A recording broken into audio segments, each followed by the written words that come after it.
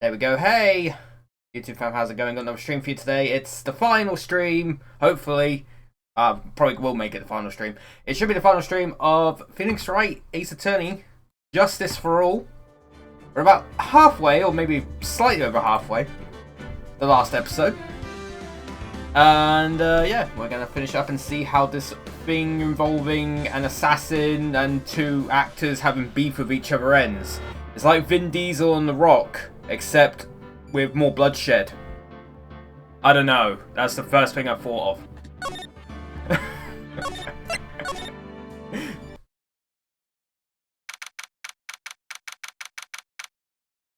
Anyway. It's past 9 PM already, isn't it? So, at the end of last stream, we figured out that there was a hidden camera inside that bear statue in the back. That's button to you. Boy. Past 9 PM already, isn't it? I wonder if Mr. Edgeworth has already found Mystic Maya. The button, he's gonna unalive you? Oh, fuck.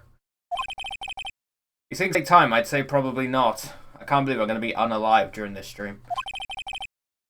But you expect Hug Horse to not be unalive because he's so big. There's probably one person who could probably unalive Hug Horse and he's not here right now. The police are professionals, Pearls. They'll find us, so don't you worry. And if we can win a not guilty verdict tomorrow, then everything will be okay. You're right. Carrying that bear statue? How old is Pearl? She's 8.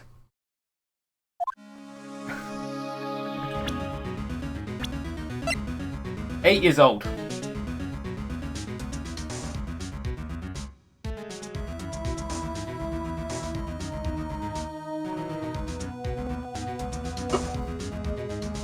But we're dragging her around for some reason. Oh, Gumshoe's 31 now. I guess it has been a year. Francisco Von Carver is 18. Edgeworth is 25.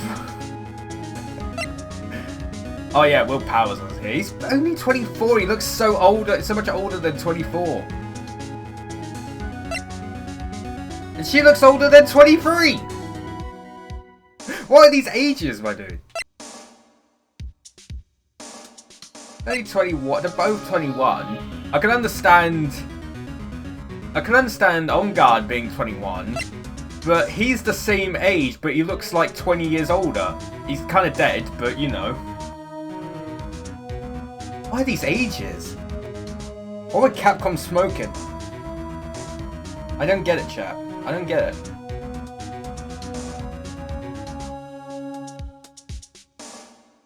Ay, ay, ay. Security lady. I like how her age is unavailable. Adrian Andrews. Yeah, she's dead. And John Doe. His actual name is Shelley the Killer. But, you know. Anyway. Real killer. The real person who killed Juan Corrido was that assassin, Mr. Shelley the Killer, right? And the card Miss Andrews found at the crime scene seems to be proof of that. But if that's the case, then a new question comes to mind. Who was the one that hired the killer to begin with? Who is his client? You mean, who asked for the murder? That person didn't want to dirty their own hands in blood, but whoever this client is, they're still a killer. Who could have hired the assassin? Do you think it was Miss Andrews? I wonder. If she was the client, then why go through the effort to stab the knife into the corpse herself? I bet it was On Guard. I have a feeling On Guard was the one who hired him. I have a feeling. Because we know the butler or the bellboy that we saw earlier is Shelley the Killer. We figured that out because he is the one who kidnapped Maya. But he was in On Guard's house. Obviously the two are connected. But if Miss Andrews wasn't the client, then... No, it can't be. On Guard himself? Well, there you go. I literally just said it. Was it Matt? If Mr. On Guard really did hide the assassin, then he is not innocent at all. Far from it. He would be guilty of the crime. But it can't be Mr. On Guard, right? I mean, when we first talked to him, he didn't have any Cyclops. But he's an actor. He can be very good at lying. But I'm not sure if the Cyclops can, I'm not sure if the Magatama can see through that. Mr. Ongard, I'd like to ask you one more question. You killed Mr. Juan Creeder. Alright, just so we're clear, dude, I didn't kill anyone, and that includes Juan Creeder, okay? I didn't see any Cyclops at that time. Actually, that reminds me. Did you remember something, Mr. Nick? Yeah, something Miss Andrews said at the trial today. She said something interesting. So what is this interesting thing? Oh, that's right. You didn't hear it, did you, girls? Juan had bet everything on the jamming ninja this year, and if he lost the Grand Prix, he was going to make sure Matt was going down with him. That's what he thought anyway. It looked like somehow Juan had in his hands a secret so powerful that it would destroy Matt's acting career had it been revealed. Mr. Ongard's secret? What is this secret? I don't know yet, but for now let's think about it this way. Mr. Corrido was going to reveal the secret. I'm pretty sure I'm saying his name wrong, but I don't care. That means Mr. Ongard had plenty of motive to have Mr. Corrido silenced. Which means we had to meet with Mr. Ongard. There's no way around it now.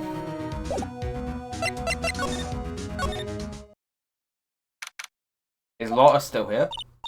Wow, it's really getting late, isn't it, Mr. Nick? Yeah, it's past 9 PM already. But we still have some things to prepare for tomorrow's trial. There's still the matter of the secret Mr. Corrido held about Mr. Ongard, and Miss Andrews' real intentions. These are two things I must know tonight. While I'm visiting hours over at the detention center, I'm sure we'll think of something, Pearls. Don't you worry.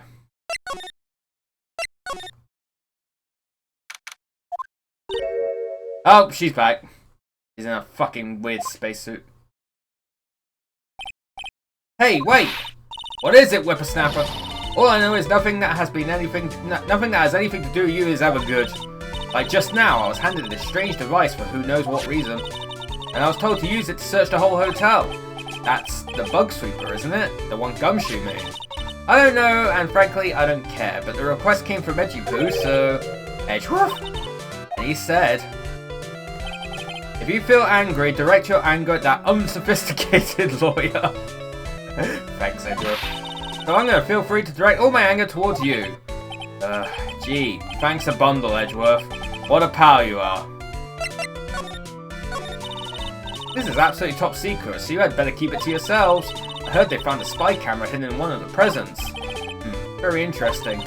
I'm sure it was, it was to catch poor Juan in the middle of a scandalous meeting. Scandalous? What's that? It means, well, that gossip that's been going around about my dear Juan. Oh, you mean that thing about Miss Andrews? I'm sure she must have had some reason for getting close to Mr. Corrido.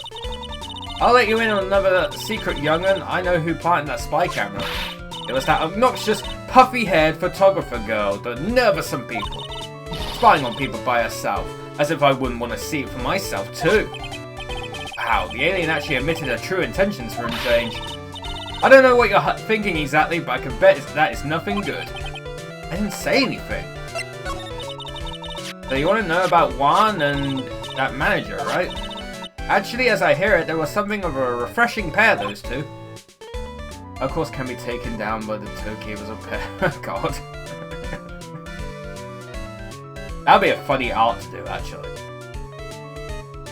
Although, I think, I remember seeing like an art like that with a big horn. That'd be a fun art, though. If Hulk being just... something like that, that'd be funny. I tell you, Juan really welcomed that manager of Open Arms, I heard. That manager? Who are you talking about? You don't know? That manager woman Juan had. One that killed herself. Very out of left field, that one. It's a shame she killed herself, though. Oh, you're talking about Miss Celeste Impacts. Miss Andrews' mentor, right? Yes, that's the one. That's Celeste girl. They're supposed to get married, Married? You mean to Mr. Corrido? Really? Young kids today don't know anything, do you? That girl Celeste killed herself 3 days after their marriage announcement. 3 days after their marriage announcement? What in that... Why would Miss Impact want to kill herself? She was going to get married. Well, that's because she was thrown away, you see, by Juan. What? But they were going to get married, right? They promised each other, right? They held a grand announcement session, but 3 days later, Juan suddenly cancelled their marriage. Is that true? It was in the weekly magazines. But why? Why did he do that? I was not in the magazines, unfortunately. I see. At night after Juan called off the wedding, that manager Celeste killed herself. Terrible. I wonder what happened between those two. I will never know because now they're both dead.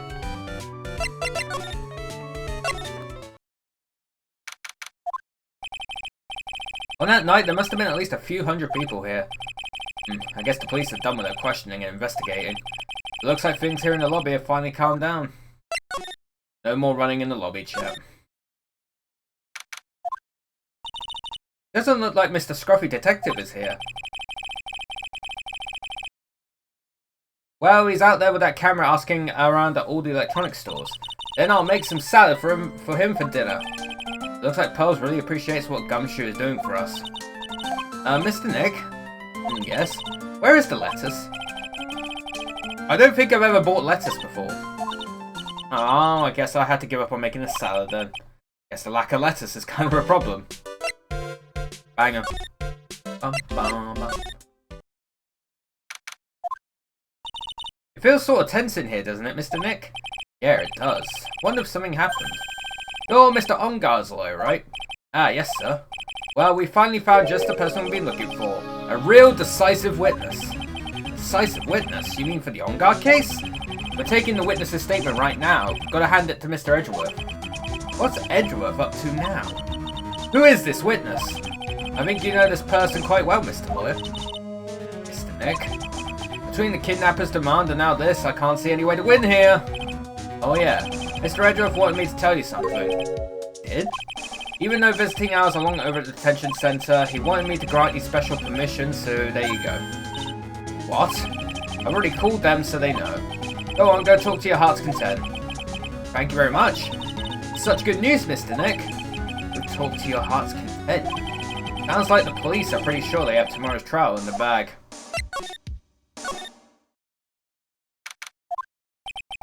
I'm sure they must have transferred Miss Andrews here by now. That means that both Mr. Ongard and Miss Andrews are in this detention centre. Now then, whose story do I want to hear? Andrews. Oh, it's you. Sorry to be visiting at such a late hour, but there are a few questions I absolutely have to ask you tonight. Me?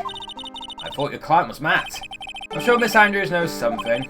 You can't be clueless about the secret Mr. Corrida had on Mr. Ongard. I'd like to ask you about Matt Ongard if you don't mind. Mr. Wright, you still don't know, do you? The real him, I mean. You seem to bear a lot of resentment towards Mr. Ongard. If that's the case, then why did you become his manager? And why would you become intimate with his rival? That has nothing to do with this case. Nothing. About Miss Celeste Impacts, I'd finally put her death behind me, and now, thanks to you, it's all come back to the surface. I'm sorry. Yes, I was shocked by her suicide, and it's true that when I heard the rumour that Juan was the one who had hidden her suicide note, I began to draw closer to him. I wanted to get a suicide note back and to burn it. You wanted to burn it, but why? I didn't want it to spread just like another piece of gossip. But I never held any murderous intent towards Juan. I would never do something so stupid. Suicide note, huh? I wonder what it said. Why did you try to frame Mr. Ongard? That's simple, because he's the killer, that's why. Isn't it the duty of every good citizen to inform the police? But there had to be another way. The police are excellent at doing their job, so they'd figure it out, right? Yes, they're so good that they couldn't figure out the real truth behind Celeste's death. I sense some sarcasm. Andrews. Well, I know you're not the type of person to do something without a reason, so please tell me why you did what you did. Revenge. Did you say something just now? Oh fuck. Or Cyclops. Oh, only one. Cyclops, huh? Don't you understand yet? You're not my lawyer. To be honest, you're more like my enemy. But I'm sure I just heard Miss Andrews say, revenge. Affairs Department.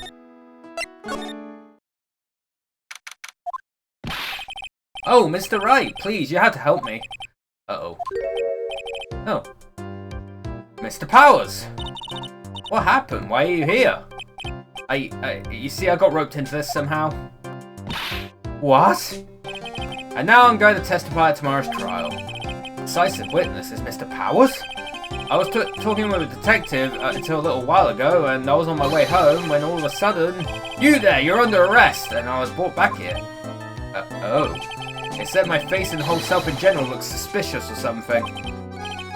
Well, I guess I can see how they thought you looked suspicious. I'm just a normal guy on an exercise show for kids. Is that a crime? So about this testimony you're giving, what are you going to talk about? I really don't know yet. But it sounds like I saw something pretty important from what they tell me. You saw something important? What was it? Well, the detective told me not to talk about it. You can't tell anyone, and especially not that lawyer, he said.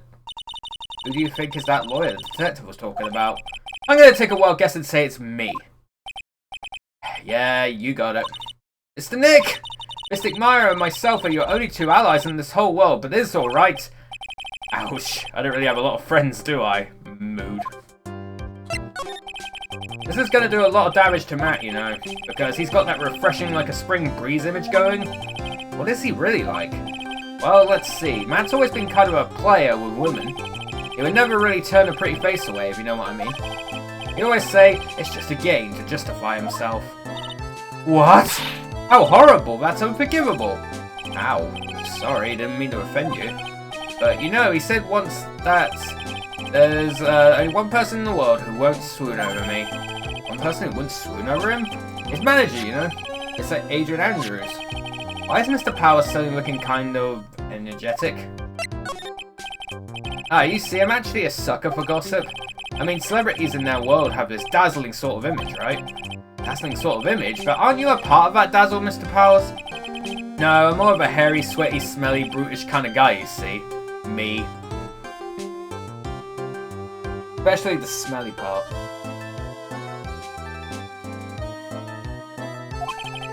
But it's okay, really. I get to hear plenty of gossip about a lot of the other stars around me as things happen. Well, that's true. Oh, hey, so did you hear about this yet? About Miss Andrews' mentor and her suicide? I mean, Miss Impacts? Well, we heard something about how her wedding was cancelled. Yeah, that's what I'm talking about. I thought about it a little the other day, about that mysterious death. Hey, Mr. Wright, why don't you ask me about that? Go on, go ahead. Mr. Powers is so charged up, his skin is practically glowing with electricity. Hey, so have you heard this? Celeste left a suicide note. They say that Juan went and hid it. Well, yeah, we heard about that in court today. But there wasn't any actual proof that she had left a note. Well, this is what I think. I think that something bad was written on that note. Well, no shit! Something bad for Juan, that is.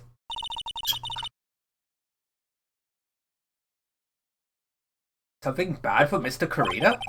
Why do you figure so? Well, before she died, Celeste talked to a few of her friends, and she said it looks like I got caught up with a truly insidious man. A truly insidious man? Did she mean Mr. Karina by that? Well, there's no one else that fits the bill, right? And that would be reason enough for him to hide the suicide note. I see. Well, that's some good info. Thank you. You're welcome! Mr. On Guard and Miss Andrews, they're both at the detention center right now. There are still things I don't understand or know about, I'm sure. I had to get the two of them to tell me everything. Yeah, gotta go talk. Now then, whose story do I want to hear? Matt On Guard. Isn't it like 9 PM? It's still daylight outside. I can see it through the window on the left there. Dude, it's Mr. Wright. I hope you can get me off the hook tomorrow. I'm counting on you. I hope so too. Edgeworth just dropped a bombshell on me by saying... that Juan Corrida was killed by an assassin, and that the assassin's client is this man, Matt Ongard. What's wrong? Mr. Ongard, there is something I must know with 100% certainty. You seem kind of different. You're totally not like your usual lawyer dude self. About the press conference, you mean the one where Juan was going to dress up as the Nickel Samurai? Yeah, I heard a little more about it from Miss Andrews. It looked like somehow Juan had in his hands a secret so powerful that would destroy Matt's acting career had it been revealed. Yes, we are we're in the detention center technically. We're going to be in the courtroom later. Could you please fill me in on what the secret is, please? Oh, Cyclops. Oh, that's a lot of locks. That's 5 locks! Knew this was coming. Mr. Nick, don't tell me. Cyclops. You said a secret, right? But I don't have any idea what that is. Do you, dude? Did you know about Mr. Corrida and Miss Andrews' relationship? Well, it's all over the tabloids, dude. But I don't know any of the details, if that's what you mean.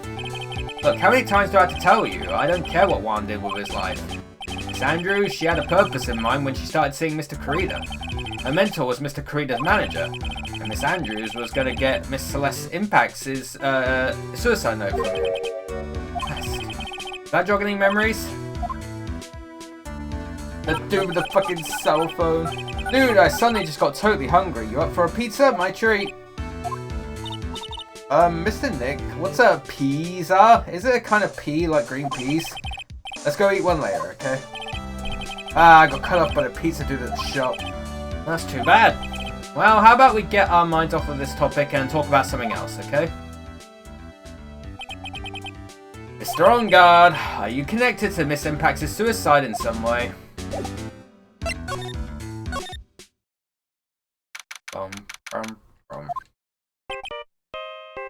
Oh, hell yeah.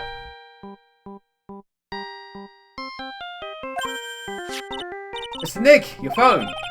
I don't like the sound of this ringtone right now. Sounds kind of ominous. It's probably just your imagination. You should really pick it up, Mr. Nick. It could be important. Hello? We got a big problem, pal. What's wrong? I'm on my way to your office right now. Okay. Hey, wait a sec. Why is he coming here? It's terrible. I don't know what to say, pal. It's the end. I say I'm going to... Oh. I got here faster than I thought. Hey, I like how the thing's still on the right. No time to relax now, pal. I'm confused as anything here. Well, what happened? We got him.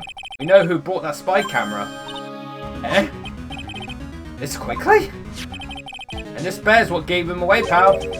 Bear. I figured it out, pal. I figured that we should have been looking into the bear instead of the camera. Well, Edgeworth did say that. But wasn't it Mr. Edgeworth? Shush, pals. And, go on. There's only one person who bought one of those bears who's related to this crime. Who is it? Who would be so rude as to spy on another person in their room? I bet it's on guard. Yep. Huh? Matt Ongard, your client, that's who, pal. And here I thought things couldn't get any worse. Are you sure you heard right? That the person who bought this bear was... I heard it from the department store clerk, pal. This is the credit card receipt for the purchase. It's for $3,800, pal. That's an exact match to the price of that stuffed bear. A receipt? That's all you have? Ah, it's not just a receipt, pal. The store clerk said it so himself. He told me I'm sure I sold the bear to Mr. Ongard. I mean, the clerk even got Mr. Ongard's autograph out of it, pal. So I'm sure the person that bought the stuffed bear was Mr. Ongard himself. My sight is failing me. Can't be. So, what about the spy camera we found? Ah, that was a dead end, pal. I mean, you can get this kind of thing from anywhere. But for now, I guess I can give these back to you for you to file away into evidence. I know you don't want to give up, pal. I never thought. I didn't think it was possible. The person who put the spy camera in Juan Corrida's room was Matt Ongard. Like, why would Mr. Ongard do something like this? I bet it was to catch Miss Andrews and Mr. Corrida in one of their rendezvous. I bet it's not good enough for me. I have to know the absolute truth behind this camera. Are you gonna see him? Mr. Ongard, I mean. Yes. I'm scared, Mr. Nick. I wonder what we'll find out next. I'm scared myself, but I have to put on the good face for pearls. Not on guard. What in the world have you done? Time to find out, Chet. You're working really late, you know. It's already past 10 PM, dude, but it's still daylight outside. I think it's time you told me the truth. Relax, don't you know that ignorance is bliss? If you really want to know, let's talk. Take that!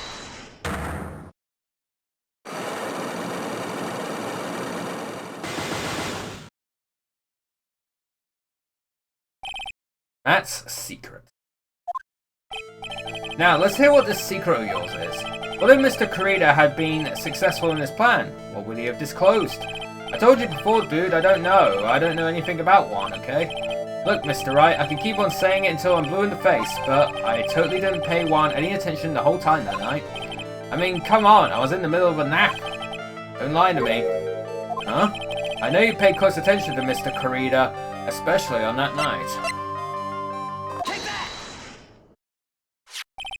Someone used this camera to secretly film Mr. Kurita's room the night of the murder. Secretly film? What? And then sent the images the camera took with this transmitter. Wow, but dude, where was this camera you're talking about hidden? Take that! My camera was hidden in this bear's eye. A bear that was supposed to be a present from a fan. I guess Juan had a few of those kinds of fans too, eh? Her dude. Actually, I wouldn't say this bear was a present from a fan. You sure, dude? Who else could it be from? The person who gave this bear to Mr. Kurita was... Maya! Take that! Mr. On Guard, don't you know this bear from somewhere? I don't think I've ever met Mr. Bear before, dude. That emote. I don't know what that is, but hell yeah.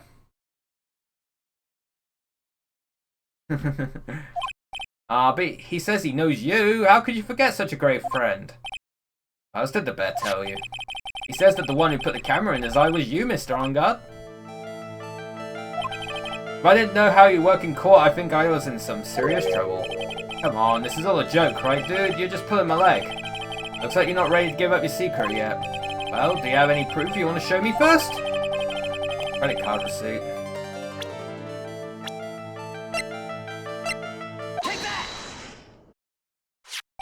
I have here one credit card receipt, Mr. On Guard. It's from when you bought that stuff there. Dude, all you can tell from this is I spent $3,800. I go to that department store all the time, okay? It's $3,800. This could be the toothbrush I bought at one time. A $3,800 toothbrush! It's ivory, and it's got elephant hair for bristles. Ew, elephant hair. Is that what rich people use nowadays? Probably even worse. Anyway, store clerk clearly remembers you and your purchase. After all, you even gave him an autograph, did you not? Dude, you should have said that earlier. So can I ask you one thing? Yes.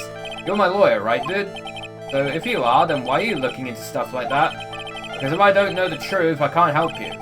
That's more like stupid lawyer talk to me. Hey, let's stop talking about this, okay? Nope, not yet. I haven't asked why you set the camera up yet. And what your secret is. Of course it would be strictly confidential. So, what are you going to do now? I'm going to find out what I want to know. Because I must. The reason you hid this camera in Mr. Kurita's room and filmed it in secret is... Take that! What is this card? Maybe he doesn't know about this card. This is a certain man's calling card. The man's name is Shelly the Killer, and I'm sure you know of him, don't you? Shelly the Killer. That's ridiculous! Why would I know some shady scumbag like him? Really don't know him, then why are you acting so jumpy all of a sudden? This is it. I'm finally starting to get to the truth. Can't afford to make any more mistakes now. Mr. Matt On Guard. I know why you know Mr. the Killer. It's because you're his client. Since you're the one who set up the camera, strictly confidential, aka thrown out randomly in court in front of everyone to prove a petty point. Exactly, that's how lawyers work. That means you knew. You knew exactly what was going to happen in that room. I've never been to a courtroom, chat, in my life. We don't have, like, jury duty in, like, the UK. I know in America, like, pretty much everyone has to do jury duty. Over here, we don't have to.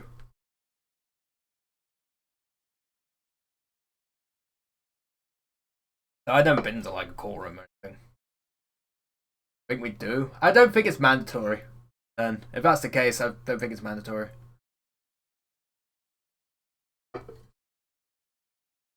As I said, I'm 30 years old and I've never been called for jury duty, so I don't think that's gonna...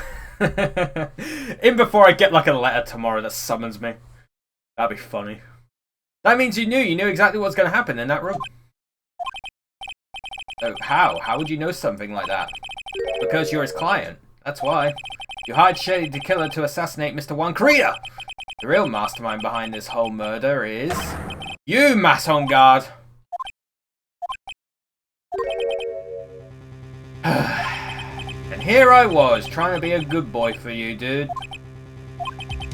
I thought if you didn't know, you'd be able to do your job without feeling bad. Well, that's what I thought, anyway. Mr. On Guard, you really did hire... Hold on a sec, I'm gonna consult myself, okay?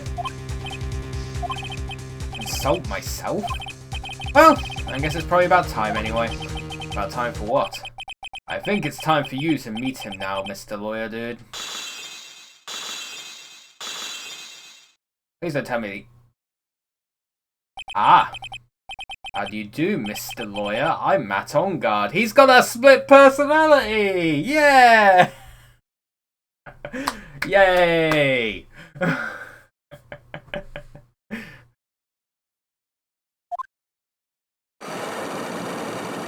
Also, where did he get the drink from? Where did he get the drink? Did he just pull out of his ass? Ooh, the music though.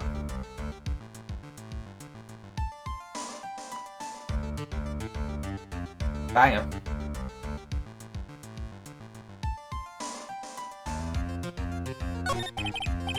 Well done, Mr. Wright. I bet it wasn't easy to gather as much information as you have. You really? So you are Shelley the killer's client? You didn't really think I would dirty my own hands in this, did you? What do you mean? And that woman, Adrian, was quite brave herself, trying to stick the crime on me. I didn't think she had it in her. All I care about is that Juan's dead. Isn't that right, Mr. Lawyer? That's... You're lying! What a terrible... It's way past your bedtime, little girl. Go on and let us grown-ups talk about more adult things. But why? Why did you hide the video camera and... A weakling soon believes the words of others, just like that pathetic Adrian. You know about Miss Sandra's secret? Well, I'm no weakling, excuse me, chap. I don't believe anyone, least of all assassins. What? Oh, come now, Mr. Wright. Assassins aren't above blackmail. They turn their clients into cash cows by holding the sinful deed over their heads. And a superstar like me, how much do you think I'm worth? Care to guess? And that means, yes, that's where the video comes in.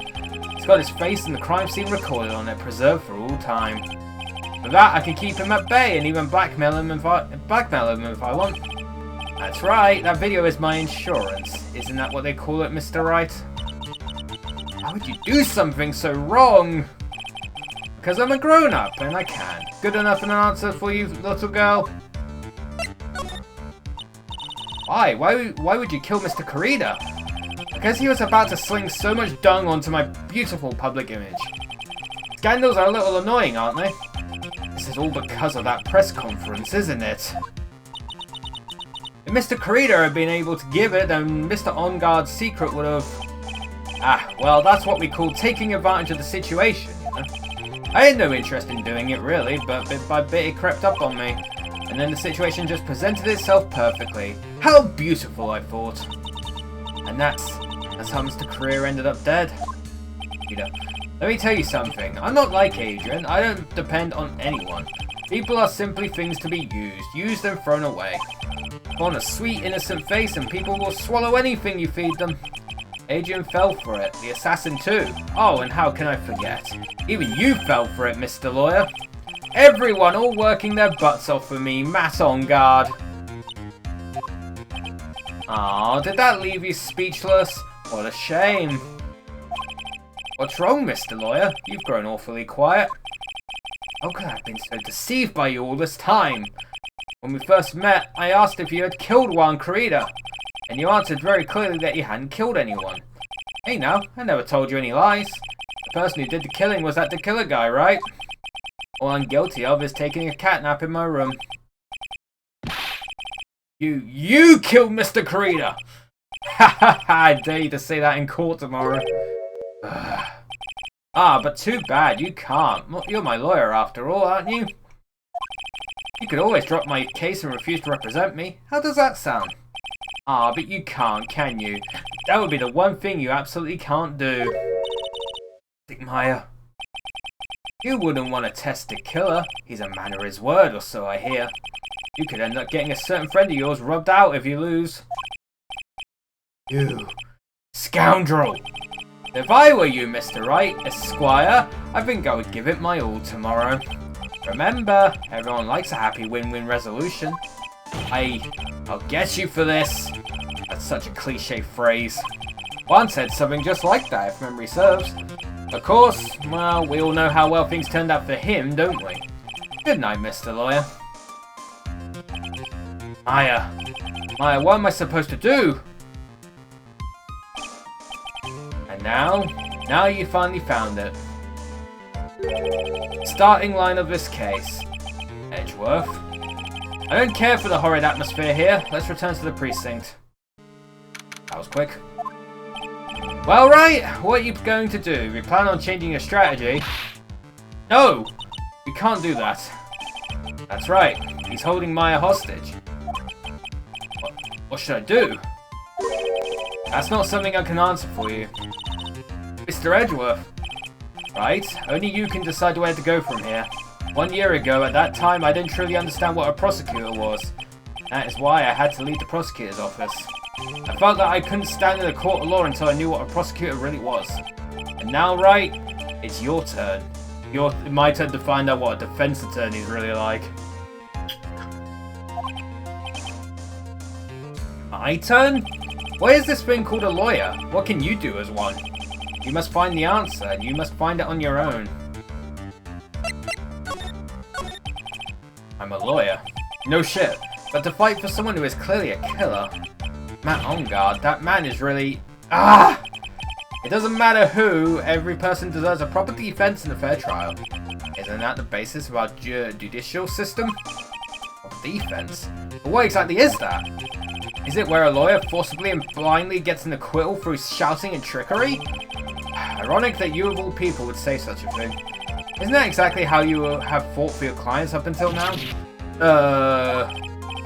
Well, that may be true, but that's because I believe my clients to be innocent from the bottom of my heart.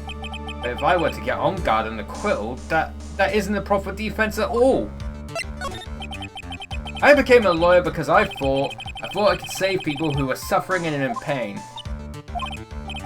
But when I look at this mess we're in, I can't even protect the person closest to me. Even if I win the case, I still lose in the end. I just don't know what to do. Right? Would you get a hold of yourself? You have it all wrong. Huh? We aren't some sort of heroes. We're only human, you and I. You want to save someone? That's something easier said than done, wouldn't you say? You are a defense attorney. You can't run away from that. You can only fight. That's all you can do. Why fight? People like you and Francisco von Karma are always using all you have to pin me down. You fight to the very end, even when you know the truth is not with you. I'm not like you. I can't fight for a false verdict for a man I clearly know to be guilty. Francisca. She fights for herself. The only thing she fights for is her perfect win record, that's all.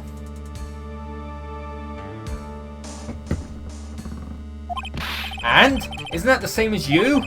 Isn't that why you ran away a year ago? Because your precious win record was destroyed? You are so petty! I see. Now I understand why you despise me, sir. However, you are mistaken. Thanks to you, when you sealed off my path to a perfect win record, I began to realize the error of my ways. I realized that things such as a perfect record were meaningless. What? I don't believe you. Are you saying that is why you left the prosecutor's office? But then, why? Why are you here now? The answer to that is something you will find out on your own. I have faith you will see it before the verdict is read tomorrow. But if you can't, then you'll be powerless to change the ending of the story. That's ominous. Uh-oh. Mr. Nick, the transceiver! I'm sorry for what happened earlier. Now then, Mr. Attorney, do you wager you can obtain an acquittal tomorrow? My, what is the matter, Mr. Attorney? I don't sense your usual anger this time. Tell me, please. Why are you holding Maya hostage for Mr. Onguard's sake? Why are you doing this for that cold-blooded killer? Right. Please don't misunderstand things. He is my client. Don't toy with me. A man who hires an assassin is just as much of a killer himself. I believe you are asking me for a reason as to why I am doing what I am. Yeah. This is what I like to call my aftercare.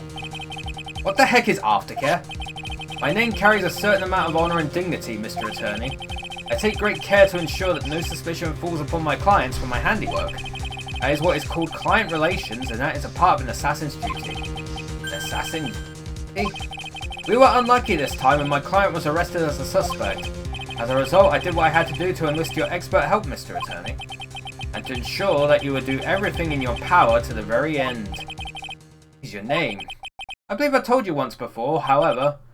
Did, but my name is the Killer. Shelly the Killer. You're Shelly the Killer? Please keep in mind, you do not have much space to maneuver with me. As the Killer, I always finish what I set out to do. If you fail to keep up your end of the bargain... Maya, it would be my duty as an assassin to see to it she receives a nice long nap. Ah, no! Now then, if you'll excuse me, if someone were to trace the signal back to me, it would be quite troublesome. Oh. Meow. Mystic Maya! Mystic Maya! I don't know what to say. Edgeworth! Did you hear that at the end of that transmission? Huh? Oh, that. It sounded like a cat. Cat? It can't be. A cat, can it? What is it? I think I know where Shelly the Killer is holding Maya hostage. I figured that out ages ago, but, you know, there are plenty of cats in the world. It could have been any old cat.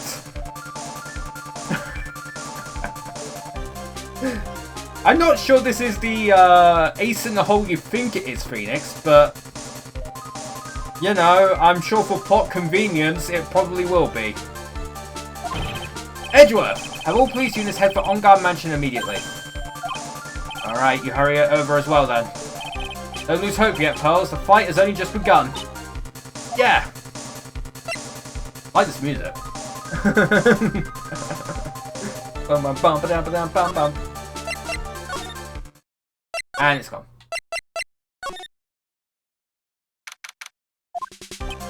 Maya! Please answer us, Mystic Maya! We have this area completely surrounded. There is no way for him to escape. Assuming he's still in the area. I can't believe it. That butler. All this time, he was the killer. He and On-Guard were working together all this time. I'm sure they had worked out a contingency plan ahead of time.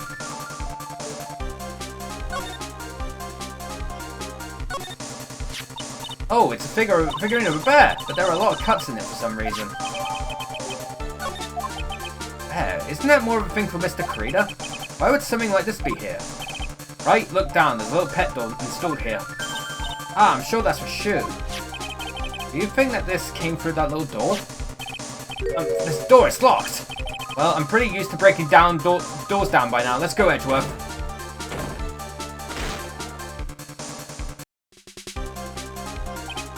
Ah! There's no one here! From the looks of this room, I would say this is On-Guard's private lounge.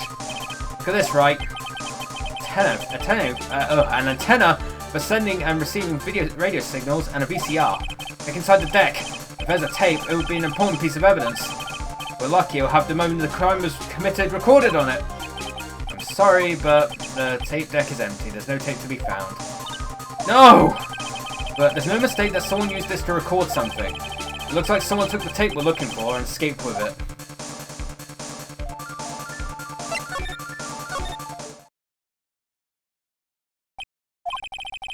Search all over, but it looks like he got away. I'm sorry. It looks like he slipped out of our grasp this time. And now we've lost our only lead. Don't give up yet. That little girl is looking to you to be her pillar. Yeah, you're right. We're close, I can tell. We've already set up checkpoints along every route leading out of this district. Leave the rest to us. Maya. This looks like a picture of Miss Impacts. With love, Celeste. Impacts? You mean... Yes, Mr. Karida's former manager. Why would a picture of Miss Impacts be here in Mr. Onguard's mansion? And why does it say with love? This might be a clue. Ah! What's wrong, Pearls? Please let me see that picture frame. Huh? What's so special about the frame? On the back. There's something written on the back of the frame. Maya. It's Mystic Maya! She left us a message! What? I thought you'd come. I knew you would. Now listen up. You better get on guard a guilty sentence, okay? If you get that creepy slime bag and not guilty, I'll never forgive you, ever. I'm fine, so you don't need to worry. There's so much I want to write, but I don't think I have a lot of time left. Hurley, you're there too, right? Make sure you help Nick, okay? Someone's got to watch out for the helpless lunk. Oh, God damn it, I keep skipping. No! Mystic Maya! Right. What's wrong? Why the blank stare? Oh, nothing. We've searched the house, and this is the last room. It looks like he eluded us. Edgeworth? Yes. As far as clues go, I think that this is about all I'm gonna get. But I'm still short one last thing. What is that?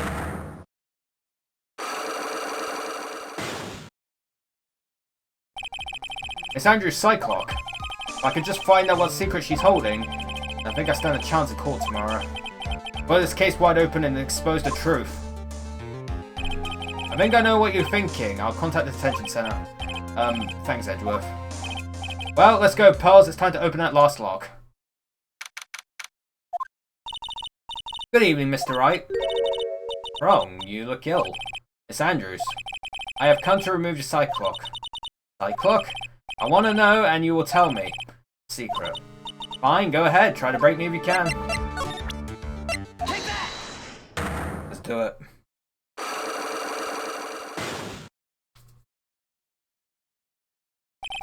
Why frame him? Can you please tell me why you framed Mr. Onguard for the murder? I've already told you countless times it's because I thought Matt was the killer. No, that's not it. I know you have a personal reason to dislike Mr. Onguard. Miss Andrews, you may think I didn't hear it, but I know you said something earlier. You said revenge. You are saying I was taking my revenge out on Matt, and that's why? What an absurd idea. I don't have anything I want to take revenge for. Miss Andrews, a woman who lives by being dependent on other people. There is something or someone in her past that would make her take revenge. Take that! Celeste? There is only one catalyst that could cause such strong feelings and even revenge, and that is Miss Impacts' suicide. What are you trying to say? Celeste was Juan's manager. On top of that, the one who held her suicide note was also Juan. What does all this have to do with Matt? Alright, you haven't mentioned him yet. But for you to hate Mr. Onguard, it would mean that he must have had some relation to Miss Impacts and her suicide. Can you explain to me this relation between Celeste and Matt? Take that! This is a photo of Miss Impacts, correct? She looks younger than when she passed away, though. With love, Celeste.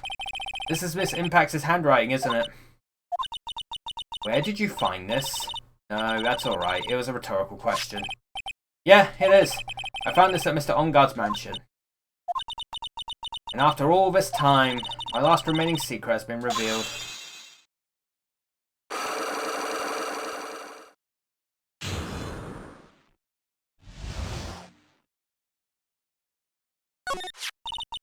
Celeste, she was supposed to get married to Juan.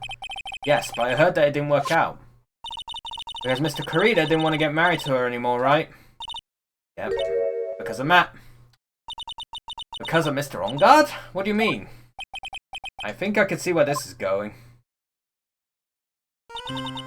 Celeste, she was Matt's manager a long time ago. She was the happiest woman in the world at the time. I was working part-time back then and I often saw the two of them together. That's why love Celeste is written on the frame of that picture. They were a couple, weren't they? It wasn't anything as splendid as that. Celeste was being used. Toyed with until she was thrown away. That's so horrible. Matt's entire image is built around how nice and wonderful of a man he is. A scandal would have destroyed that. Which is why Celeste, in her kindness, moved over to Worldwide Studios. That is where she met Juan. She seemed really happy with him, even happier than when she was with Matt. Celeste and Juan was such a good match that they were even planning to get married. And then it was suddenly called off. On the night Juan called their marriage off, Celeste, she killed herself. That's why I framed Matt. It was revenge for Celeste and for myself. I'm sure even you can guess why Juan called the wedding off, right? Matt confessed to Juan about his relationship with Celeste. I see, so that's what happened. But then why did Mr. Corrida have to call off the wedding? I don't understand at all. It was probably because of his worthless male pride. Juan and Matt were always fierce rivals. Matt waited for the wedding announcement and then unleashed the truth on Juan. He was aiming for when it would hurt Juan the most. Or miss impacts. That wasn't the end of it. That day, I'm almost certain that Celeste left a suicide note behind. And in that note, she left a detailed account of Matt's various misdeeds and that she would never again be hurt by Matt, she chose to die. Then, when Juan discovered her body, he hid her note. But why would he do that? It's simple. Juan realized that note was a powerful weapon against Matt, and it would be especially damaging to his refreshing like a spring breeze image. In any case, with his pride hurt, Juan sought revenge. Revenge? There's that word again.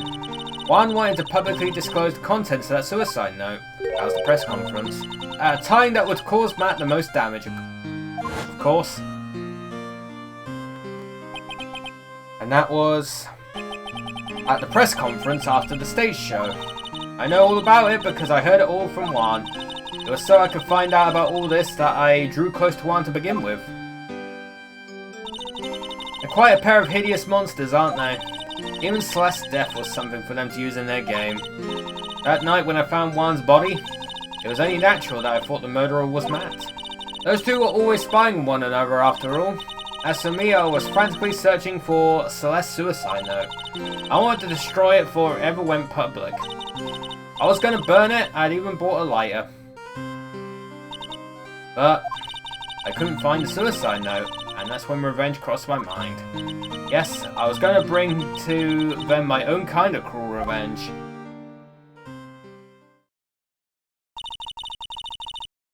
Celeste was killed by those two monsters, so when I stabbed Juan's body with that knife, I didn't feel a single shred of guilt. That's all I have to say. So basically, this whole thing was just fucking two cis male pigs being stupid. I added cis for no reason, but it sounded funnier.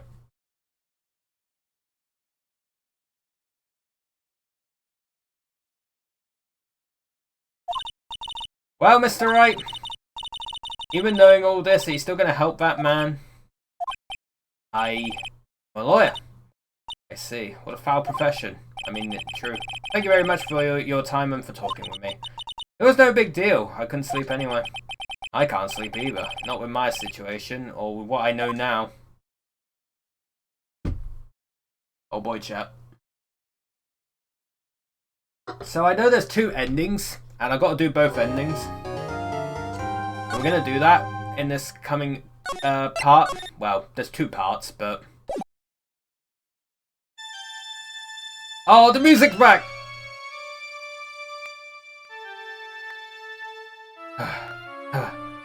How did I get into this mess? Please tell me the fucking weird dream sequence is back. That's far enough! You can't run forever, Mr. Phoenix Wright. Yes, it's back! What have I done wrong?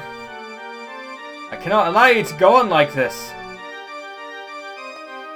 but I'm just a simple defense attorney. Silence!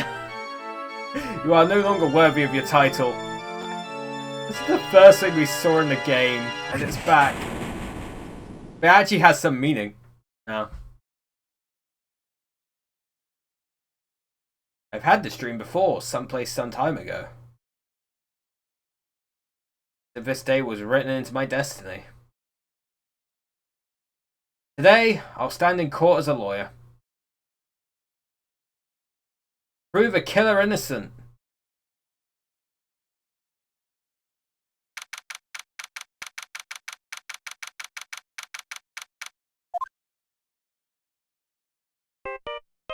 Oh, hell yeah.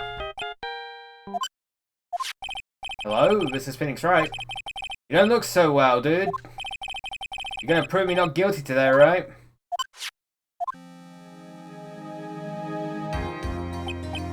Again, where did he get the glass from? Ha ha ha, if you please, Mr. Lawyer. Remember, it's not just me. Your precious friend's life is riding on today's verdict, too. Now listen up. You better get on guard a guilty sentence, okay? If you get that creepy slime bagger not guilty, I'll never forgive you, ever. Maya. Phoenix. Phoenix! Oh, hey, Mia, you're back. Maya, how's Maya? I don't know. You don't know? He hasn't tried to channel me since yesterday. Mia. What am I supposed to do? Well, like I said, for a lawyer, the worst of times are when you have to force your biggest smiles.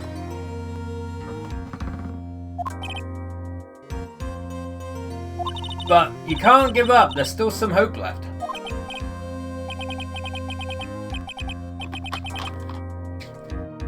Stop it, please, there's nothing left. Not here, not anywhere. Ah, it's like a cursed on guard again.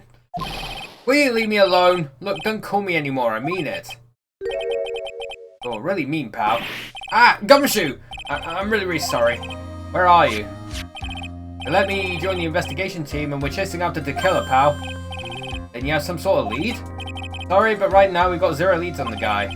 But we're not gonna give up. Gumshoe, until the trial is over, until the verdict is handed down, we're gonna do everything we can and find the killer. If we can get Maya out, then you can get on guard the guilty verdict he deserves, pal. That's true, I could do that if I found Maya first.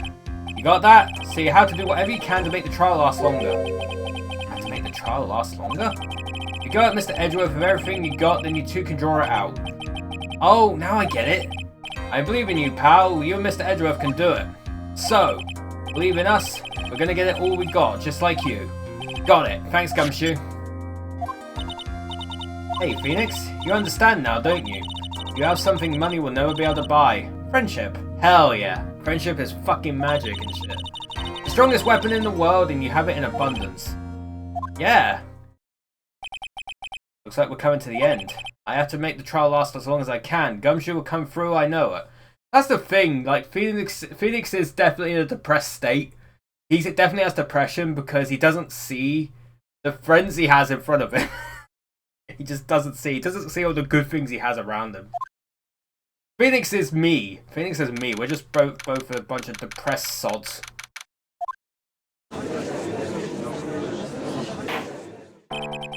Court is now in session for the trial of Matt on guard. The defense is ready, Your Honor. Prosecution has been ready for a while, Your Honor. Now, as I recall, we concluded yesterday's session with a big mystery on our hands. The mystery being what exactly was Miss Adrian Andrews' role in this murder. That is to say, is she really connected to the crime itself? Mr. Edgeworth, if you would please inform the court of today's proceedings. Adrian Andrews. He forged evidence that threw suspicion onto Matt and Mr. Ongard, and then proceeded to escape the crime scene by wearing a nickel samurai costume. Guilt of these actions are those from which she cannot escape. And then you're saying that she is guilty after all. I'm not finished, Your Honor. Miss Andrews has nothing to do with committing the actual murder. I would like to direct the court's attention to this card. Is that? It looks like a shell. This is the calling card of a certain assassin. Assassin, you say? Yes, Juan Creeder was killed by a professional assassin, and the person who hired the assassin, his client so to speak, is Matt Ongard. What a surprising turn of events. I would think it's become commonplace by now, Your Honor. I know what's going on this time. so I know that everything Edgeworth has said is true. But we still have to hold out as long as we can, at least until Maya's safe and sound. I wonder how the trial will turn out today. Now then, please call your first witness, Mr. Edgeworth. The prosecution calls the defendant's mentor, Mr. Will Powers, to the stand. Now then, witness, your name and occupation, please. Okay. I'm, Will Powers. I'm a poor, underpaid action star. And what is your relation to the defendant? Well, I guess I'm sort of a lousy mentor to him in a way. Yeah. Mr. Powers, please, you don't need to put yourself down so much. Oh, sorry, well, but I'm just kind of a nothing sort of guy. On the night of the murder, you visited the defendant's room. Is this correct? Yes. I didn't know that. But you know, I didn't actually get to see Matt when I went. All you need to do is answer what you asked. Now then, I would like you to please testify about when you went to Mr. Onguard's room. Okay, sure.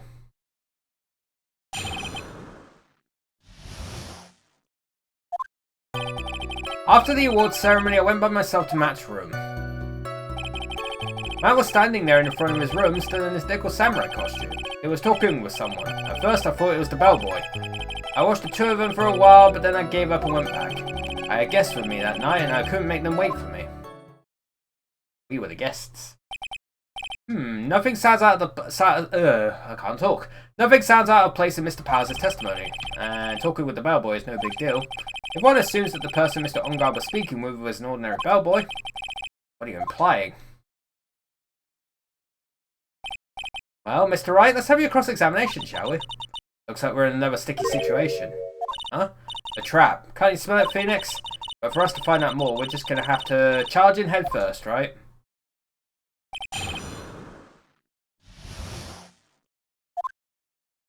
Oh, yeah. You saw the two of them, the bellboy and the defendant, together, correct? Yep, the bellboy just wanted to say congrats. Now, while you were watching the two of them, did you notice anything strange? No, I did feel something weird. I think it was because Matt, well, he gave the bellboy a tip. A tip? But that's a perfectly normal thing to do. So, how long did you watch the two of them? Not more than a minute or two, I think.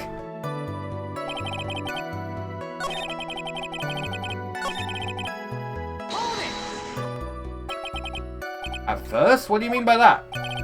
I didn't think he was a normal bellboy. Why was that? Why did I think that, Mr. Wright? How am I supposed to know? Wait a second. Actually, Mr. Powers, only a few minutes ago you stated... you know I did feel something weird. I think it was because Matt, well, he gave the bellboy a tip. Could it be that you felt something strange about the tip-giving incident itself? Ah! Yeah, that's it. You really know your job. Mr. Edgeworth? Yes, Your Honor? This bellboy, he wasn't an ordinary one, was he? Perhaps we should let the witness tell us. Very well. Mr. Powers, please amend your testimony. Being about the bellboy, right?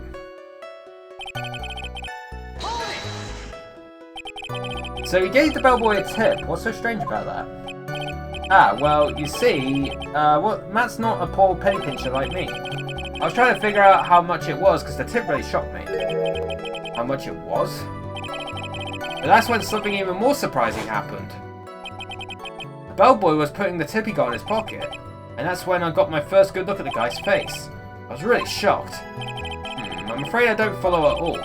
It sounds like Mr. Powers was surprised twice by this event. I wonder which of his shocking moments I should ask about. The defendant is a huge star. He can afford to give generous tips, wouldn't you agree? Sure. But giving him that much was maybe a little too much, I think. A little too much. Would you please clarify for the court about how much would you say the defendant gave to the bellboy?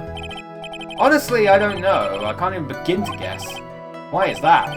Because he gave the bellboy a really, really fat roll of cash. A roll of cash! That was hiring him. Ah, well, how interesting. That certainly was a very generous tip, wasn't it? Very fat roll of cash. That can hardly be called a tip, Your Honor. The judge is beginning to look awfully suspicious of us. There's nothing I can really object to here. I mean, who could argue that a fat roll of money isn't really odd?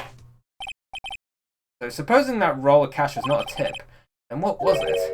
Payment, Your Honor. Payment?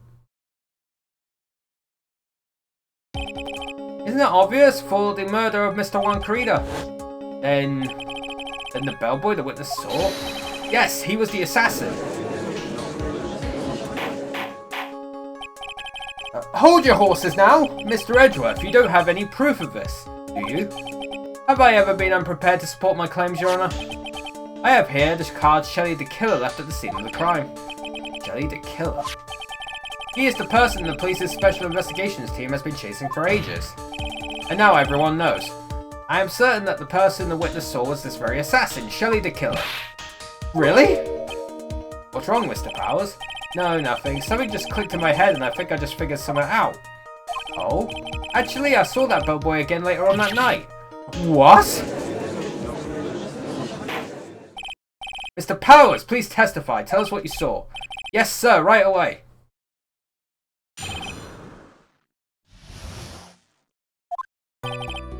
This time I was in that hallway because I had to go to the bathroom, and that's when that bellboy I saw earlier came out of the room. Of course, when I say room, I mean Juan Carida's room. Now that I think about it, that bellboy did seem kind of out of place. Yeah, so he had to be the assassin, I'm sure of it. I mean... Thank you very much, that is all we need for now. Huh? But I'm not done, there's still more. Let us first establish that the bellboy was truly Mr. the Killer, then we shall see. So the bellboy came out of the victim's room, and if that bellboy really was the assassin, I think the answer is fairly obvious. That would be correct, Your Honor. Well, Mr. Wright, I believe it's your turn to entertain and make us laugh. Ha ha ha ha. This is no laughing matter. Can't believe it.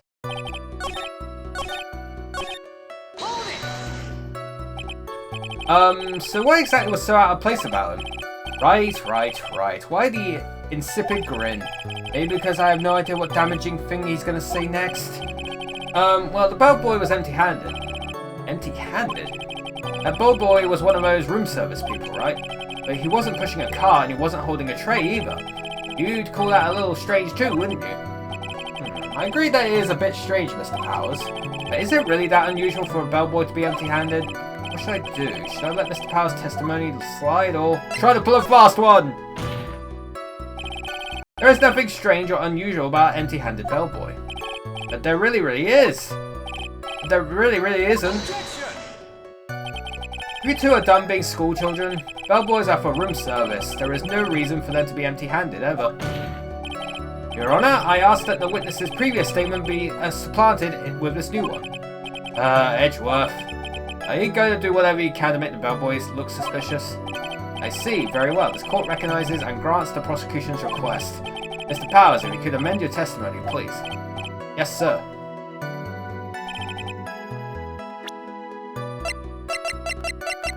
Wine glass. Objection! Mr. Powers? Yes? You're easily influenced by other people's words, aren't you? As soon as you heard that the bellboy might have been the killer, you got caught up in believing it must be true.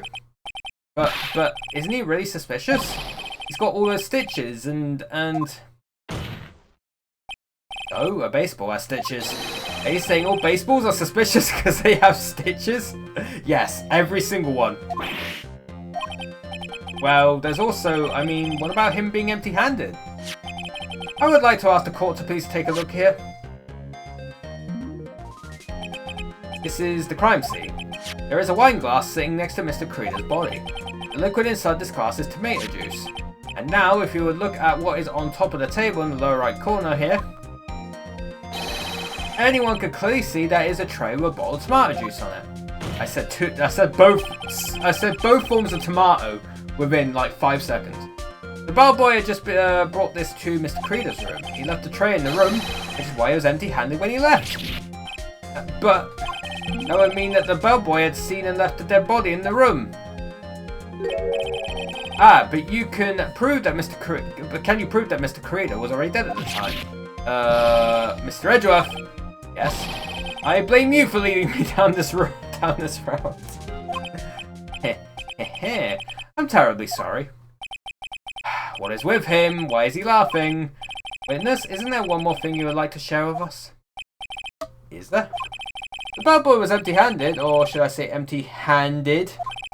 I recall he had something interesting to say about his hands. Oh yeah, I almost forgot.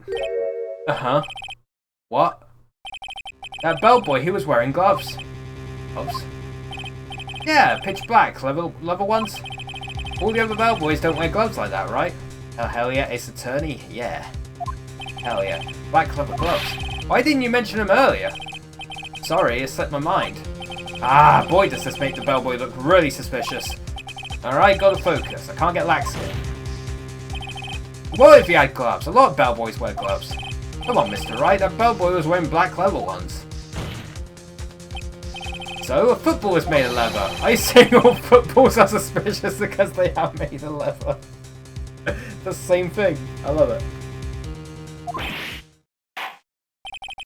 But that man, you received a large roll of cash from the defendant. And then you were seen leaving the crime scene wearing black leather gloves. I don't think that even someone like myself can believe he was just another bellboy. It seems that we have finally come to an understanding. Now then, witness, please continue with the rest of your testimony. Okay, I'm tired. The rest! Oh yes, please tell us more. I'm tired and it's 1:10. Okay.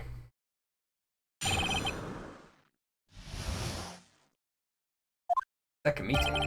After leaving Juan's room, the bellboy went and knocked on Matt's door just like that. He gave something to the person inside the room. Then the old guy just left without even going into the room. Hydrate!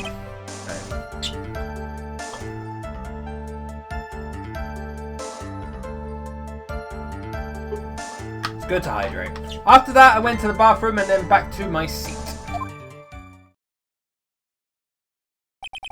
So the bellboy, after leaving the crime scene, next went into the defendant's room. Yeah, I kind of saw all that by accident. Some accident, I say you saw too much! And all of it was suspicious to high heaven. I think it's safe to say that we can no longer consider this bellboy to be normal. Now then, let's get started, shall we? Mr. Wright, your cross-examination, please. Yes, Your Honour. Well, we're doing the right thing. We're prolonging the trial.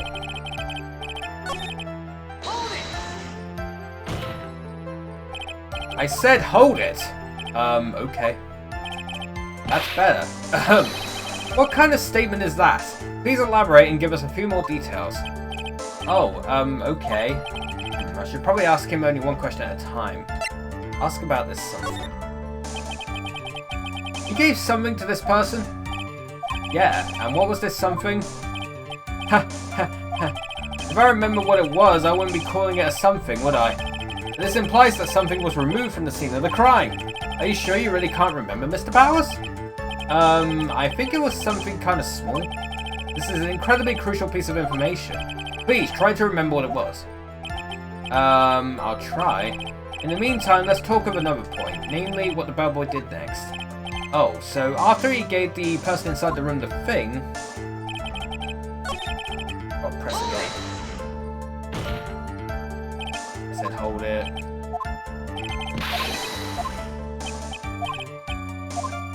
Ask about the person. So, who took this something the bellboy handed off? Actually, I don't know. What do you mean? I'm sorry, but I only saw the person's arm. Only an arm? Then you're saying you didn't see the person's face? Yeah. I would like to summarize the testimony up to this point, if you don't mind. When the bellboy left the crime scene, he immediately went to the defendant's room. There, he handed a small item of some sort to the person inside. As for the person who received the item, all you could see was the person's arm. Yes, it was just like that. Mr. Edgeworth, is all this really that important? Of course, Your Honour. I think this is of the utmost importance. This is when whatever was removed from the crime scene was handed over to the client.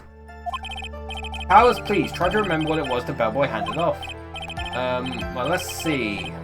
I think it was... No. If you remember, please add it to your testimony. Yes, sir.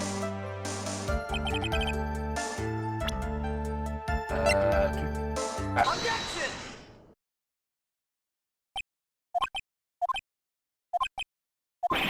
What was the point of that pregnant pause? Where did that objection come from? Well, speak up. It was me, Your Honor. Is it, Phoenix? I have a feeling that something bad is going to happen once I show this. Mr. Wright, if you have something to say, please spit it out. Yes, Your Honor. Okay, Phoenix, deep breath. Mr. Powers, something you saw. Was it this item? Oh, hey, that's it. That's the something. Wow, Mr. Wright, you really figured it out. I recall we found this at Mr. Matt Onguard's mansion. At the defendant's house? What's this mean? It's simple, Your Honor. Jay the killer assassinated Juan Corrida in his room.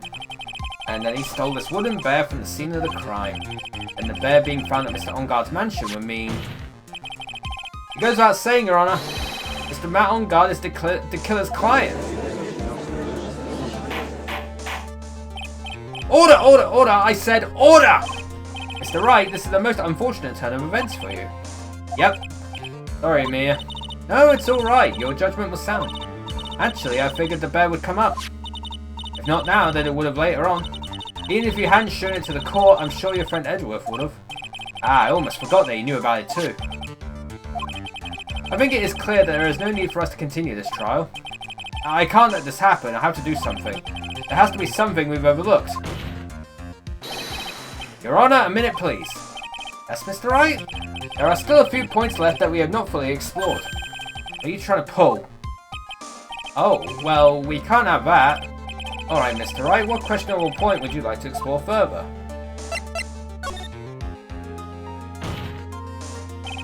I think it's fairly obvious that the bear itself is very questionable. Bear, Mr. Wright? This was found at Mr. Onguard's mansion. However, Mr. Onguard was arrested at the hotel that night, which means that since the murder occurred, he has not had a chance to go home. Oh, I think Your Honor has already figured out what I'm trying to say. It's not possible that it was Mr. Onguard who took this bear to the mansion. Why, that's very true. We didn't consider that point, Mr. Wright. There was no way, time-wise, for the defendant to have taken this bear home. Ooh, the cast averted it. Ooh. You haven't gotten the best of me yet, Mr. Wright. Huh? I remember it clear as day. I remember what you muttered to yourself at Onguard's mansion. We had this area completely surrounded, there is no way for him to escape. Can't believe it, that butler, all this time he was the killer. The killer and Onguard were working together, so to speak, and the killer was hiding at Onguard mansion as its butler. What a bold move. The bear figurine was brought back to Onguard mansion by the killer himself. When it looked like he was about to be arrested, Onguard had him do so. I assume because it would have been bad had the police found it during their investigation. Well, Mr. Wright, you've been quiet for a while now. This is too much. Isn't there anything I can attack at all? I have to try. I have to find something else. What will you do now, Mr. Wright? Do you plan to... I plan to expose a clearly shaky place in Mr. Powers' testimony. What? There is still another one? There is indeed, Your Honor, and it's quite a questionable point. What are you trying to pull? Oh, well, we can't have that. Alright, Mr. Wright, what questionable point would you like to explore further? There was one thing in Mr. Powers' testimony that was very unclear, and that is the identity of the person who received the bear. He gave something to the person inside the room.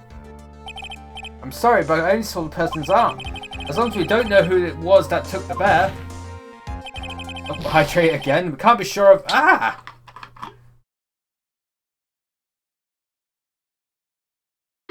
Yes, I need constant hydrates. Ah! Huh? What is it, Mr. Powers? If you're going to scream like that, then at least give us a good reason why. Oh, yeah, sorry. Actually, so I remembered. I remembered who took the bear. What? Really? I mean, I only saw his arm, but the arm, it was the Nickel Samurai's arm, I swear it. You got to be kidding! Are you sure of that, Mr. Powers? Yeah, I'm sure it was the Nickel Samurai.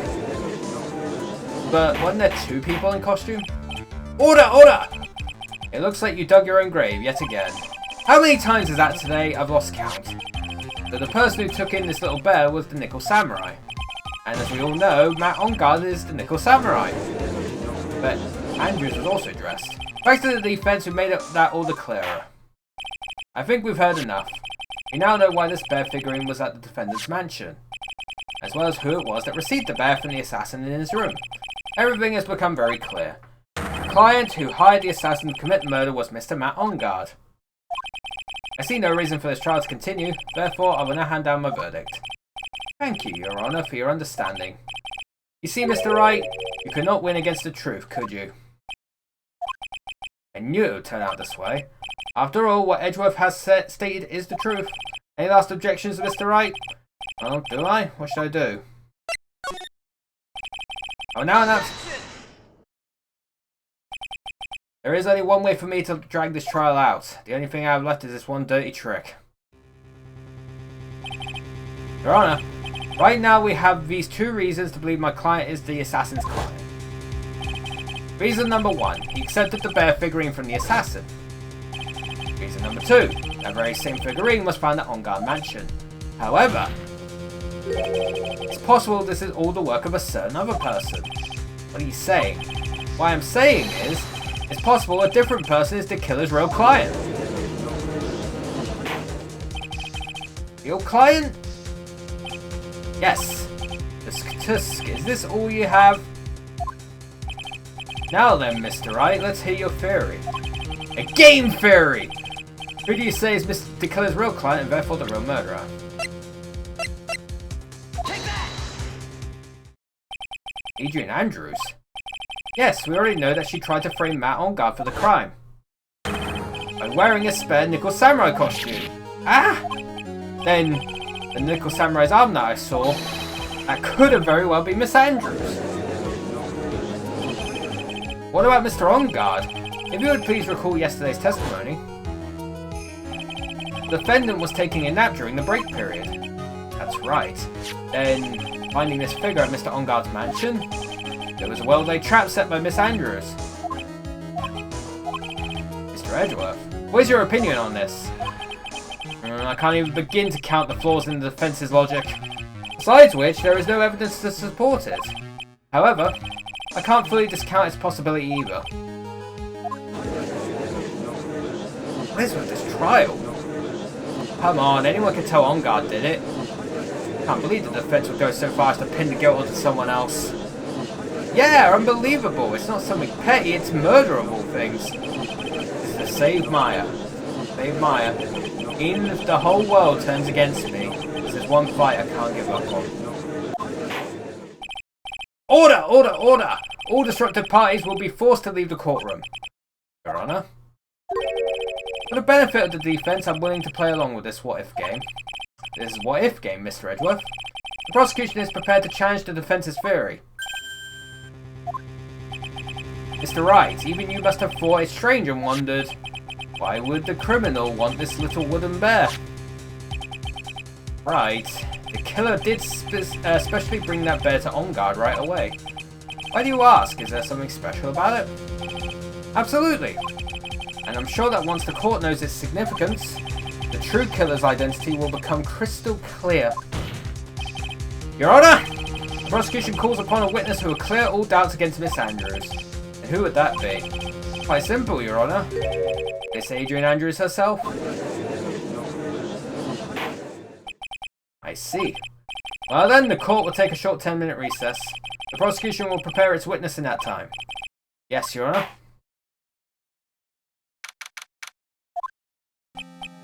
Ha ha ha ha! Oh, I knew it was a good idea to hold her hostage, don't you agree, Mr. Lawyer? But I never thought in your desperation you tried to pin the guilt onto Adrian. Ah, I swear this demon will pay. Mr. Nick! Pearls, where's Mia? I don't know. A really strong power suddenly called her away. A really strong power? Oh. Oh, Mr. Nick, your phone is... It's from Gumshoe. How is it going? Have you been hanging in there, pal? Yeah, sort of. We just barely found something to latch onto. Phew, that's good, pal. And what about you? Anything yet? Have you figured out where the killer and Maya are? We still don't have any leads, but... What? We don't have any more time. If we just had one, even a single clue would be really helpful. I was only able to come this far because I kept thinking to myself, I've got to keep the trial going until Maya's been rescued. But have I just run out of luck this time? Is all our hope for naught? A tent! Huh? A tent? I can see a circus tent. Mia! It looks like Maya was unconscious until just a few minutes ago. As soon as she woke up, she called for me. So it was Maya that called you away. He's locked in a dusty little room right now, but I can see a circus tent outside the window about 300 feet away. Gumshoe! Is there a circus in town right now? There's only one, pal. The very... Oh, God. The fucking very big circus is back. Nah. The very big circus. Maya is somewhere within a 300-foot radius of the main tent. What? Okay, hold on a sec, pal. Hey, draw a circle on that map about a 300-foot radius from the main tent. Hurry! And I can see a mailbox under the window just outside. Gumshoe, there's also a mailbox. Okay, what else? What else, Mia? I'm sorry, but it was a very small window. I couldn't see anything else. I felt like I was in an old office building, maybe the 3rd floor or so. I heard her. An old office building. Good stuff, pal. Oh, is she in fucking Acro's room? Or was Acro's room? Okay, just hang in there. Just a little longer, pal. Wish us luck. Good luck. I'll call you later, so don't let your battery die, okay, pal? Mia, Maya's not hurt, right? She's in a pretty bad state, Phoenix. She's being starved. Gumshoe, please hurry. Looks like we're out of time. Are you alright, Phoenix? Only a matter of time before Maya's rescued. I can do this. I just have to make this trial last a little longer. Ah, it's getting intense.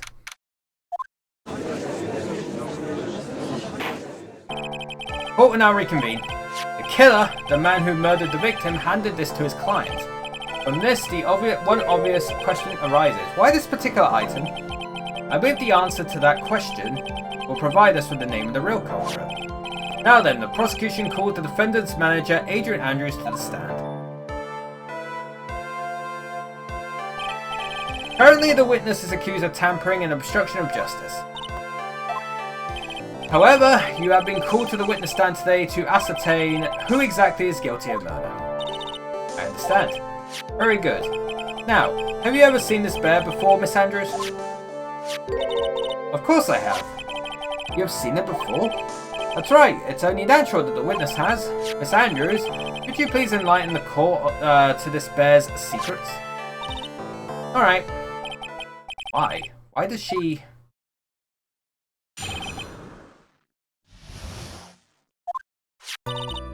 Actually, this is an elaborate puzzle. If you know the correct order, it can be taken apart one piece at a time. At its center is a small cavity with just enough room to store a small item. Because of its complexity, if you don't know the order, you can't open this bear.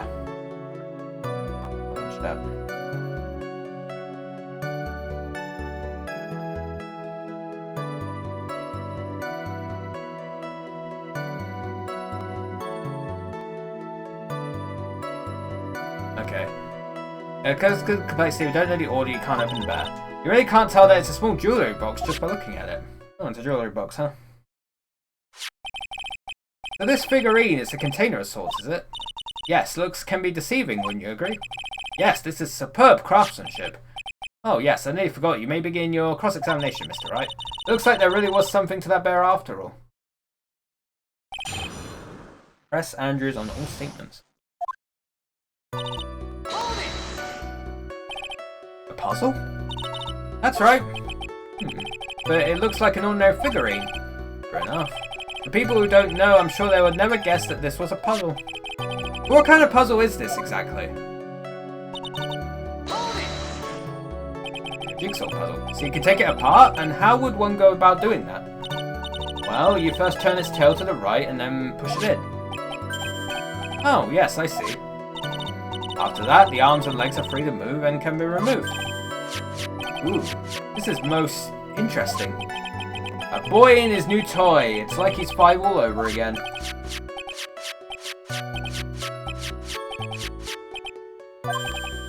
Oh, don't mind me. Go ahead and carry on.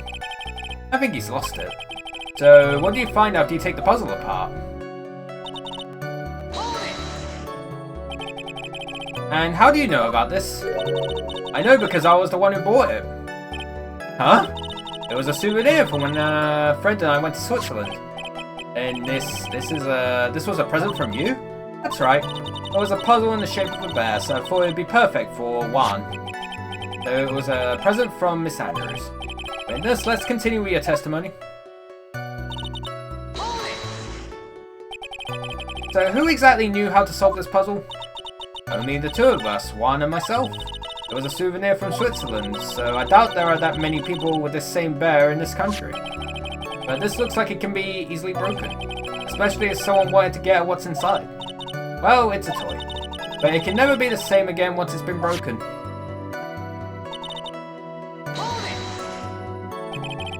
Who else knows that this bear is actually a small container or jewellery box?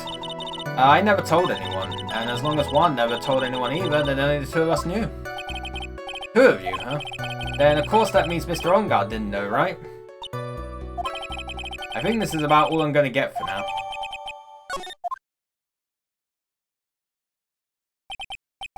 Well, Mr. Wright, I think even you have come to realise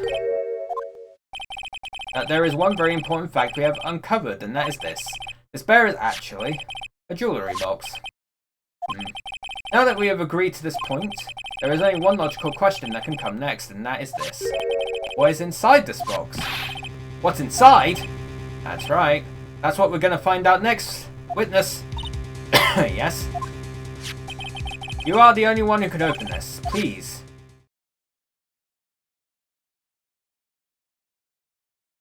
There's a painful silence. All eyes are on Miss Andrews now as she solves the puzzle and takes the bear apart. Stop skipping. I've opened it. This what you wanted? What is that? It looks like a note. I don't think we need to guess at what that is, do we, Mr. Wright? It's the suicide note. Suicide note. The suicide note left by Juan Corrida's former manager, Celeste Impax. Until now, no one knew of its whereabouts, but just as we suspected, it was hidden. Hidden by the victim, Juan Corrida himself. It seems Celeste Impax had a very beautiful handwriting, and she just as beautifully signed her own name on this document. This is most definitely the note she left right before she committed suicide. Order! Witness, did you know about this?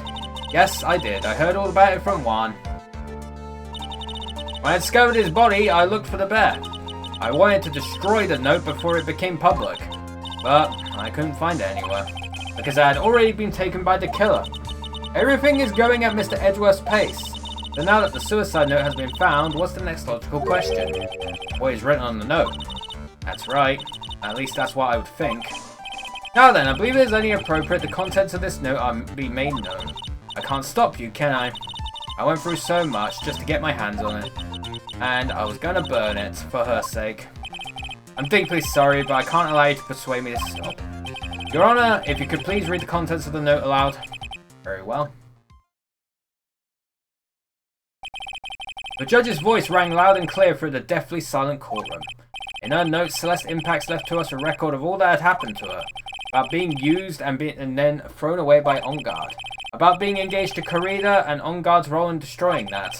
And about how she decided in her despair to end it all.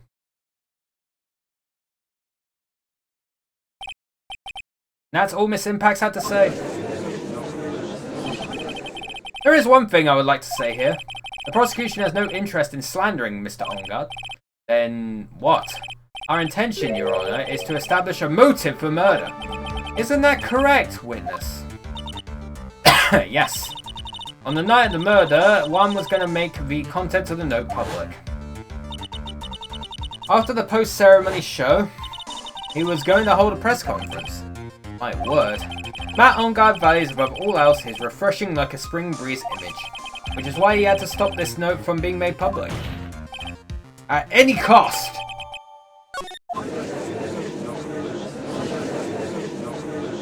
Ongard's fault that woman killed herself. And this time he even went so far as to kill someone to stop him from revealing that! How terrible, what a selfish person. I guess there are slimeball lawyers out there who will defend these creeps too. Oh, chat. Doorbell went. There's no room for doubt here. Oh, chat, I'll be back.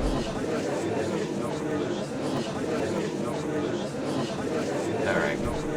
There is no room for doubt here. Mr. DeKiller's client's goal was to obtain the suicide note, and the only person who needed this note that badly is the defendant. Let's not forget that the bear with the note inside was found at the defendant's house. It seems that we have come to the truth at last. The defendant's motives were entirely selfish. He deserves no sympathy from anyone. Ugh, how am I supposed to escape from this one? With hesitation, Phoenix. Gumshoe hasn't called yet, so you know what you must do. I know, I have to carry on and buy him some more time. I gotta go, alright, see you later. Okay, there are 2 deadly pieces of evidence, the figurine and the suicide note. Maybe somehow I can find a way out of this situation through one of those. The gavel is already in the judge's hand, Phoenix, hurry! Suicide note or the figurine? Which one of these shall I pursue? Suicide note. Objection! Please wait, Your Honor. Oh man, look at that lawyer. He's still going at it? It's like he doesn't care that he's trying to get a killer off the hook. I think Your Honor believes that Matt Ongar killed in order to obtain this note. Yes, that is correct. But that seems a little strange. In fact, I think there is a contradiction here. This note was hidden by Mr. Corrida until the night of the murder. If that's the case, I say that Matt Ongar could not have known what was written on this note. Oh, I didn't think of it that way. Exactly, but I did think of it that way and I thought it was rather strange. No one in their right mind would kill for a note without first knowing what it said. Order! Order! Order! You make a valid point, Mr. Wright. Mr. Edgeworth, what is your opinion? It was just a flash, but I think I did rather well on this one. Unfortunately, I think he believes differently. I believe a show of appreciation is in order. Huh? The defense seems to be in love with wishing more despair upon itself. I would like to direct the court's attention to this. Is that? It is a very small video camera, Your Honor. This type of camera is commonly used as a means of spying. Spying? What the? I thought that spy camera was in my possession. Matt Ongar and the victim both fought the other as their biggest rival. They even went so far as to use this type of item to find each other's weaknesses. And the victim, Juan Corrida, was being spied on. His personal life was being watched by none other than Matt Ongar. Order! Order! Mr. Wright. Yes, Your Honor? You don't tell me you knew about your client's spying activities? Well, sort of. Sort of is not an acceptable answer, Mr. Wright. I see you are confused, Mr. Wright. You're probably thinking, but I have the camera that was in the stuffed bear's eye. But this camera that I have is not that same one. Last night I searched the victim's house on a hunch, using this. Gumshoe's bug sweeper. By the way, Mr. Wright, the defender's fingerprints were found on this camera. Matt Ongar's fingerprints were on there? Well, Phoenix, it looks like those cameras were hidden all over the place, huh? I'm supposed to say to that evidence. I think this is the end. It's fairly obvious that Mr. Ongar learned of the suicide note through this. He was watching the victim all along. He got me good this time. I don't have anything to counter that. Hey, now what's that lawyer thinking? Mommy, is that man the bad killer guy? Shush! Stop! Don't look at him! The way he's sweating is just so, ew, nasty. Phoenix. Yes, Chief? Have you figured out what you're gonna do next yet? What you're gonna do next? Does running away like a frightened child work? I know it seems like Mr. Edgeworth is very close to putting the lid on this case, but in his eagerness to prove his point, he forgot one very important thing. What is it, Mia? There is a piece of evidence that he really should investigate. Something he should investigate? I would really hate to see the good prosecutor get scolded for not remembering to look into the item when he had the chance. Why are you speaking in riddles all of a sudden? Alright, I think this time we fully understand everything. Well, Mr. Wright, you don't have any further objections, do you? What is this piece of evidence that Mia is talking about? Can I figure out what it is that still needs to be looked at, or shall I let it go? I have an objection, Your Honor. Humph. That was about the weakest objection I've ever heard, Mr. Wright. Objection! Your Honor! The defense has no intention of letting this go so easily. You're beginning to sound desperate. That's just your imagination, Your Honor. Mr. Edgeworth, this is not like you at all. In your eagerness to prove your point, you've forgotten one very important thing. Hey, isn't that what I just said? No, you're telling me that I forgot something? You're so close, Mr. Edgeworth. But there's something you really should examine about this piece of evidence. Take that! That is Miss Impact's suicide note, right? Who knows? I mean, sure, this suicide note was found inside the spare, but the spare was in my possession until only a few moments ago. Which means... the handwriting on this suicide note has yet to be analysed. Oh. So, as to whether this pivotal piece of evidence was really written by Miss Impacts or not, that is yet to be remotely confirmed.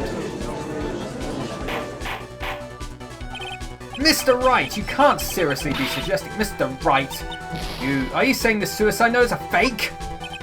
Miss Andrews, you were the one who tried to pin this murder on Mr. Ongard. Who's to say you didn't create a fake suicide note and put it into the spare? How dare you! Your Honor, the defense is indiscriminately accusing the witness again. There is no evidence linking the witness to the suicide note whatsoever. But if this is a fake, then the witness is the only person who could have made it. What?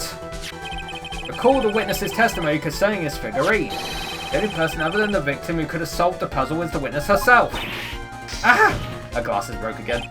Miss Andrews, you wrote this note, didn't you? You wrote it so you can use it to frame Matt Ongard. I didn't know such thing. Right, if you're going to pronounce this suicide note a fake, then show this court some evidence to support your theory. Mr. Edgeworth, you were the one who presented this scrap of paper as evidence.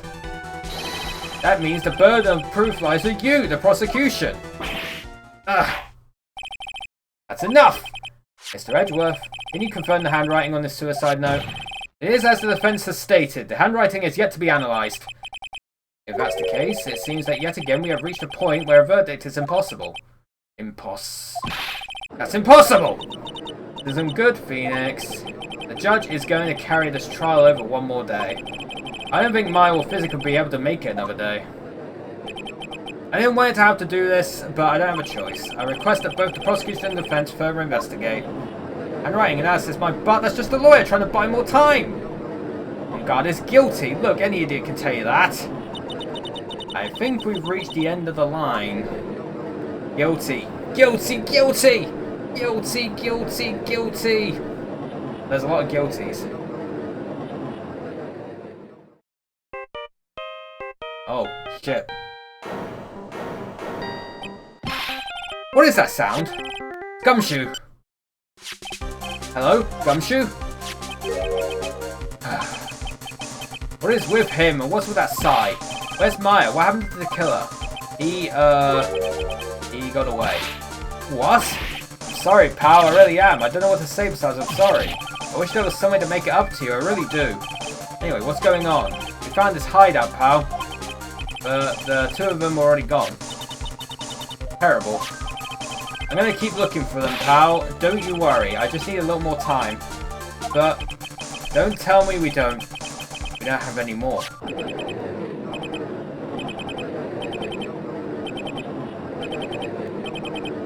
Oh, guilty again. You hear that? They're calling for his head. Mr. Wright, I can't. For us to come this far and...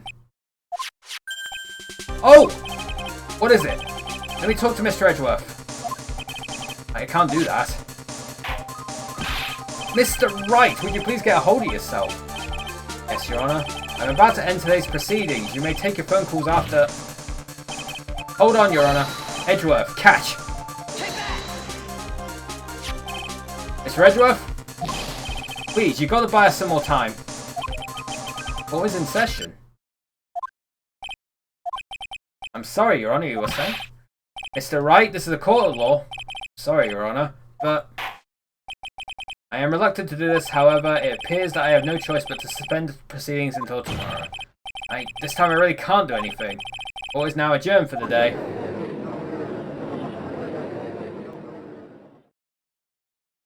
Objection! Oh, here we go. Please wait, Your Honor. Edgeworth? What is it, Mr. Edgeworth? I humbly request another 30 minutes of Your Honor's time. For what purpose? We can perform the necessary test on this piece of evidence in that time. But can you really obtain your results in 30 minutes? I believe we can, Your Honor.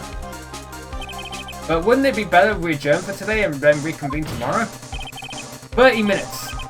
30 minutes is all I have spare to play with you.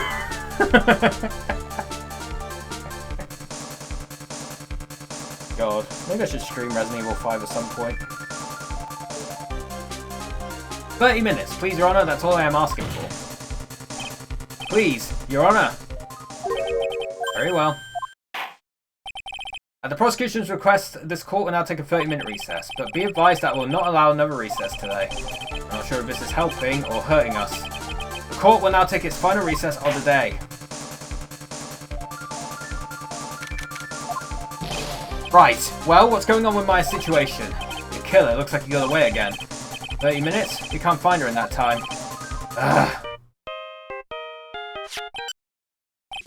Report! Ah, is that Mr. Edgeworth? We don't have time, just spit it out. Right.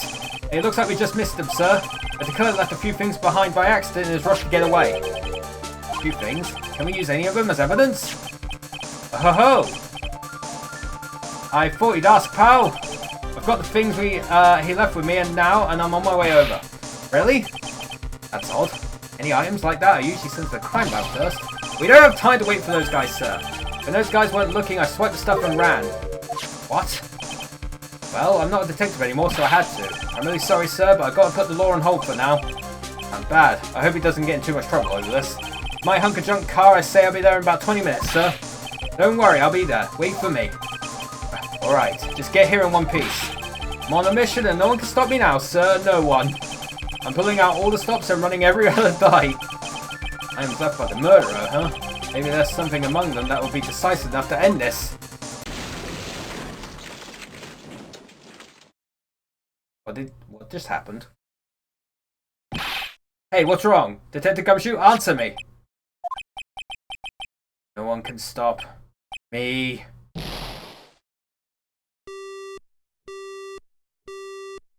Did he just crash? What happened? It sounded like he had an accident. I'm guessing his cell phone broke as well. What was he thinking? We've got to hurry and call for help. But we have no idea where he is. His cell phone is broken and he wasn't driving a patrol car, so no radio either. Also, if we don't get to those items before they do, the police will take possession of them. No! We can't let that happen. Well, if there is a way we can find out where he is, then we stand a chance.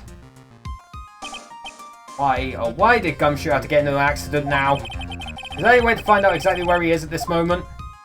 There is a way. That's right, there is a way. He has the tracker. Francisca's tracker. What? How? I'm sure we can find out where Detective Gumshoe is through this. Take that! Why are you bringing up Francisca at a time like... Oh, I see! I'm trying to get in contact with her. The chances are slim, but she's all we have. Francisca, will she even want to help us? Edgeworth? What is it? I don't have any right to judge anyone ever again. I know my client is guilty. But what I'm doing now, I'm pinning the guilt onto someone totally innocent and using the evidence to do so. It might be my turn to say, defense attorney Phoenix Wright chooses death. Right? It doesn't suit someone like you to cry useless tears. Whether you did your job well or not, that can only be seen after the verdict has been decided. Verdict? Is Prosecutor Edgeworth here? Yes, bailiff? There's a phone call for you, sir. They said it was extremely urgent. They're probably finished with the handwriting analysis. I have to go take this call. In the meantime, think hard about what it is you must do. Oh shit. Oh god, there's going to be a lot of... Next part is the last part, and it's quite long. But chat, I'm going to go make my lunch, and then I will be back, and then we'll finish up this game. So, hang in there.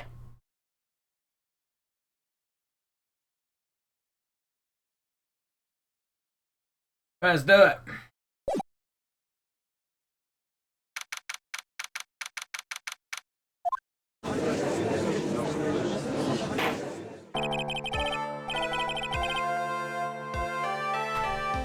Court will now reconvene. I'm assuming both sides are ready. Yes, Your Honor. Yes, Your Honor. I can't understand the defense acting like this. However, why do you also seem distraught, Mr. Edgeworth? That is... it's nothing, Your Honor. What's wrong with Edgeworth? It's like something unexpected just happened to him. Now then, Mr. Edgeworth, if you could please tell the court the results of the handwriting analysis on Miss Impact's suicide note. Yes, Your Honor. Unfortunately, we have discovered that the suicide note is a forgery. What? What do you mean, Mr. Edgeworth? This note was not written by Miss Impact herself. It is a fake. Well then.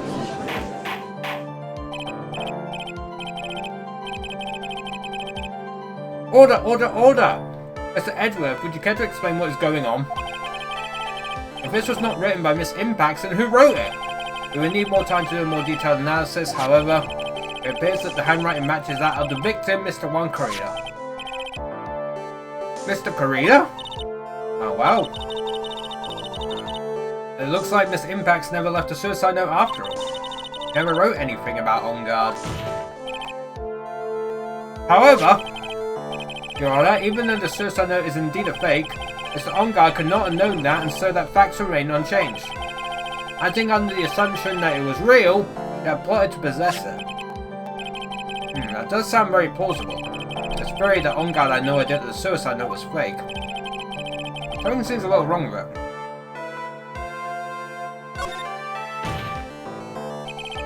The defense believes that the theory the prosecution has stated contradicts testimony. If everything the prosecution has proven up to this point is true, then it's impossible for Mr. On Guard to not have known it was a fake.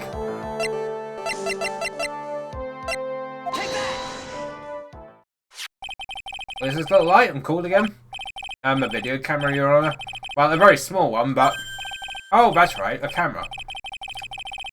Ah, you kids and your fancy toys nowadays. Oh, trust me, we moved on to fucking GoPros everywhere.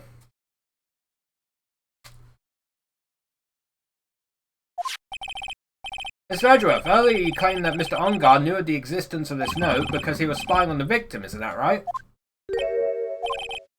That were true.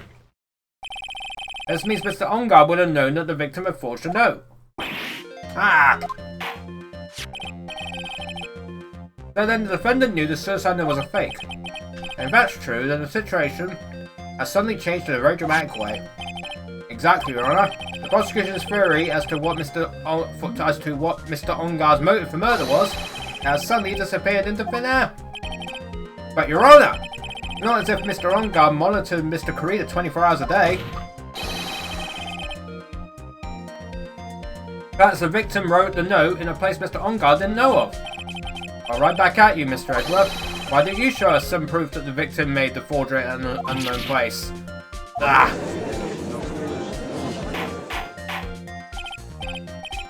Order! Order! Order! Mr. Edgeworth, looks like this time it is you who has dug his own grave. Nah, as I figured. Huh? As you figured? As I figured, it came down to this after all. Mr. Edgeworth, you are not making any sense. When I heard the results of the handwriting analysis, I thought this might happen. The question is, what next? What next? The prosecution can't prove Mr. On Guard's motive through the evidence, and we must prove it from another angle. I'll agree with you there. Your Honor, prosecution would like to call a witness to the stand at this time. Oh? Well, that's fine. However, this witness is a little unusual. Edgeworth stuttering? This is not like him at all. Unusual? Well, what sort of witness is this person, Mr. Edgeworth? This witness is one who is perfectly fit to answer once and for all the question of who was it that hired shaded the killer to commit murder? Possible? Who in the... No such person exists who can answer that question with such certainty. Yes, Mr. Edgeworth, who is this witness? It is. It's, yes, go on, who is it? The man himself, Mr. Shelley the Killer. Oh, Mr. the Killer. Wait, Shelley the Killer? You mean the killer? I mean the assassin? Yep, Your Honor. He's coming here to the witness stand? Well, yes, in a manner of speaking. I recognise that this is a very unusual circumstance, so I ask for your permission. Well, Mr. Wright? Yes? Is this alright with you? Do I have a choice here? I can't really do much else to drag this trial out. The defence has no objections, Your Honor. I wonder if it really is alright to do this. Very well then. The prosecution calls its witness to the stand. Edgeworth, is there no way left to us? Now then, witness. Your name and your occupation, please. Oh. Fucking walkie-talkie. Or radio, I should say.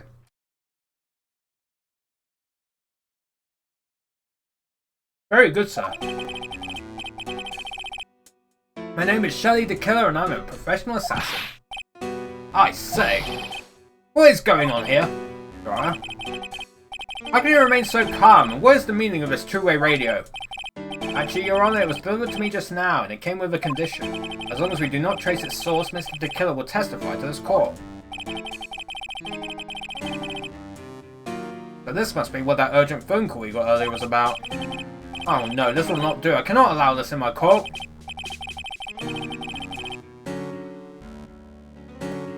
First of all, we can't even be sure that it's really Mr. the Killer himself. Witness, please present some sort of proof that you are in fact Shelley the Killer. I understand. Please wait a second. I'm so hungry. Maya! Maya! A voice! Mr. Wright, can you confirm anything from this? The defense has no objections to this person. We are satisfied that this man is indeed Shelley the Killer. It looks like we have run into yet another unexpected turn of events.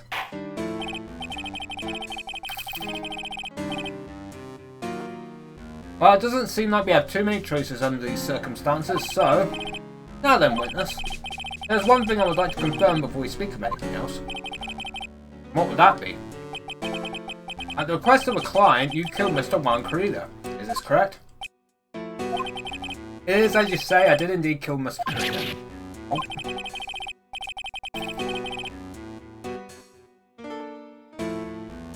Now that we have answered that, let's move on to the name of your client. Very well. This is all just a bad dream. Yes, that's it, a bad dream. Hey, the Killer, what is he gonna say?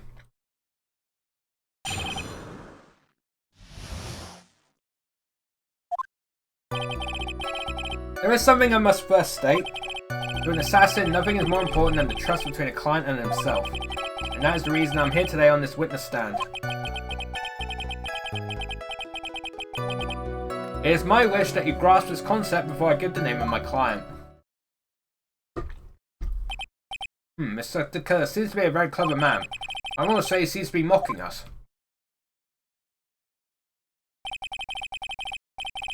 While he may appear to be our enemy, Your Honor, Mr. the Killer is only stating the truth.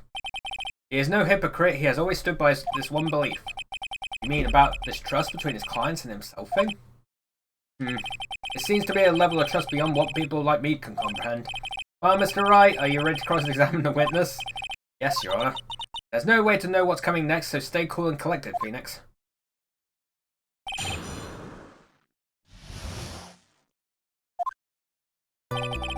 There is something I must first state. Yeah.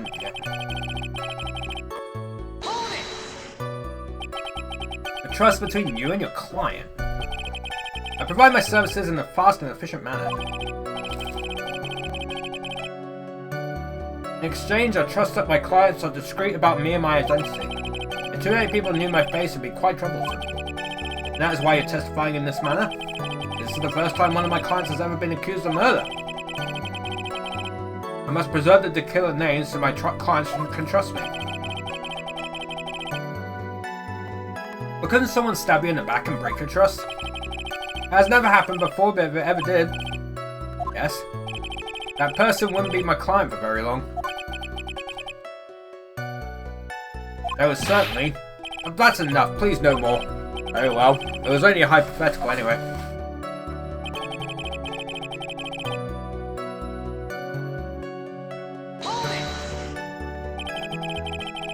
That seems a little strange to me. I mean, you're about to tell us the name of your client. I would think that this would be very bad for them.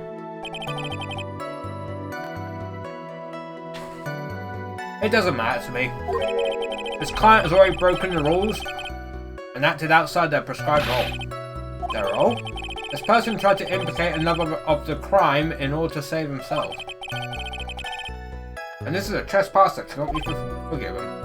You. Who gave you the right to be so high and mighty? The gentleman who spoke just now, excuse me, but would you care to die? No, I didn't say anything. The judge had better watch himself. Gotta do the same one again.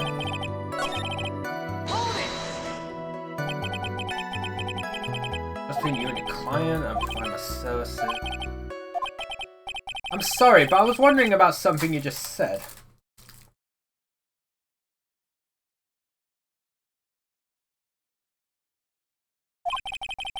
You said that your client had already broken the rules. The person who frames another is the worst kind of human. And that's why you feel you could betray this person? I have no trust relation with a client who can't understand their assigned role. My luck. An assassin with a conscience, who would have figured? Now then, everyone, do you think you can understand my logic? This case just keeps getting better and better! We can't, then I'm afraid we can't proceed. Everyone understands your point, I think, really. In that case, I believe I am prepared to disclose the information you seek. You have made it crystal clear that you value trust over all else. I believe we are ready. Excellent.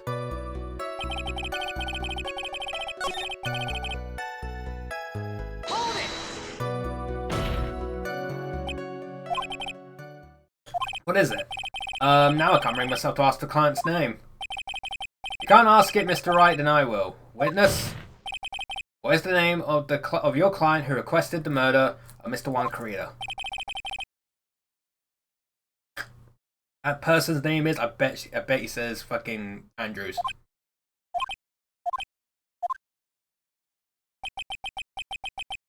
Knew it.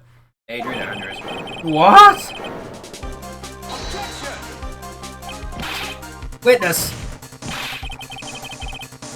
That's not who you told me it was earlier. Pray tell, what are you talking about, Mr. Prosecutor? I should think I know my own client, and it is Adrian Andrews. What? This can't be on the phone earlier. What's going on here? My guess is that Mr. the Killer just stabbed Mr. Edgeworth in the back. Stabbed Edgeworth in the back? I'm sure in order to get an audience for this court, Mr. the Killer told them a different name. At On Guard, perhaps? I knew it. This is outrageous! I was deceived! This witness is telling a very serious lie. But you were the one who summoned this witness. You, Shelley the Killer. My testimony is the truth. The defendant at the moment is Matt On Guard, am I correct? All I wish to do is help procure his acquittal. Wow. All of a sudden, it feels like we can actually win this. Yeah.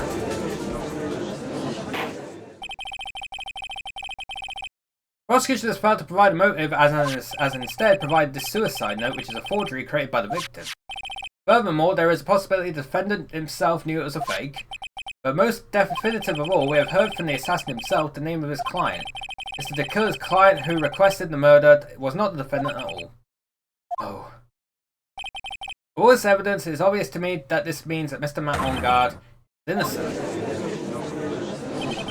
I seem to have caused you all a bit of confusion. Please continue your discussion and call me when you have reached a verdict. Bailiff, please bring Miss Adrian Andrews in immediately. Now, with the way this is going, On Guard will be found innocent. Maybe our last chance to save Maya. Yeah, but Edgeworth is right. The killer is lying.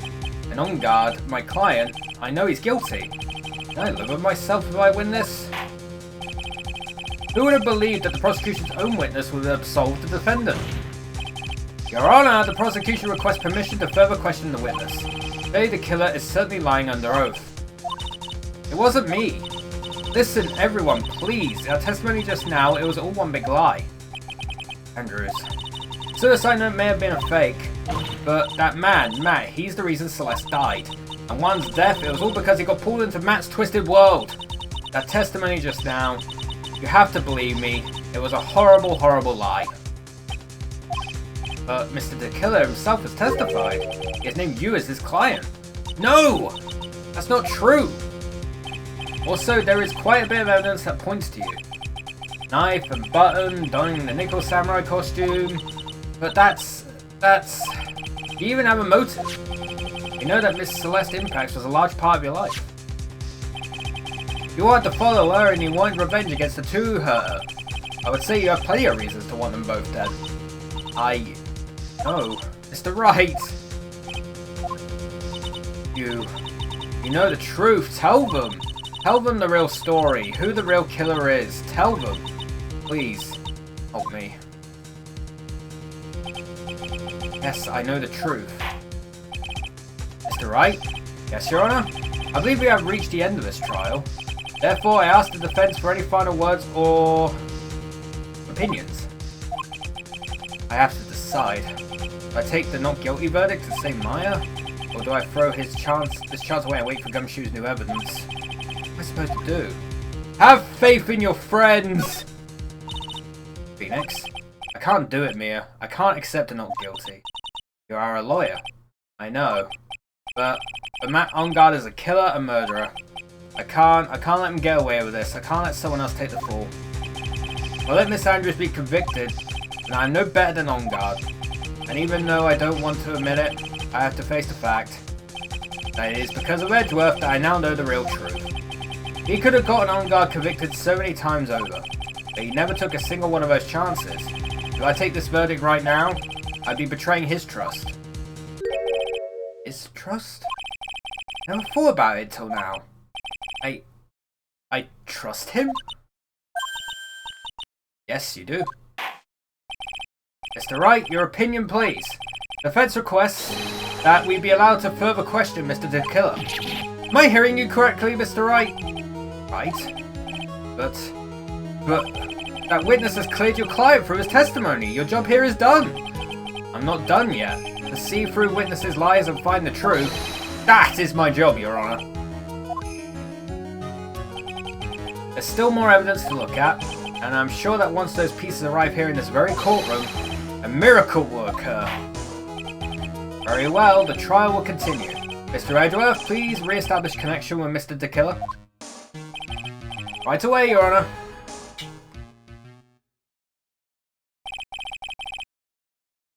Has a verdict been reached? Before that, we would like to talk with you a little more. About? All you needed from me was the name of my client. What else could you need me for? Well, actually, we would like to hear everything you know about this case. That is how things are usually done. What's he talking about? Usually done? But what shall we have him testify about now? Mr. the Killer, if you don't mind, please testify about your client in more detail. Legal people and your procedures. Is it any wonder no one likes to go to court?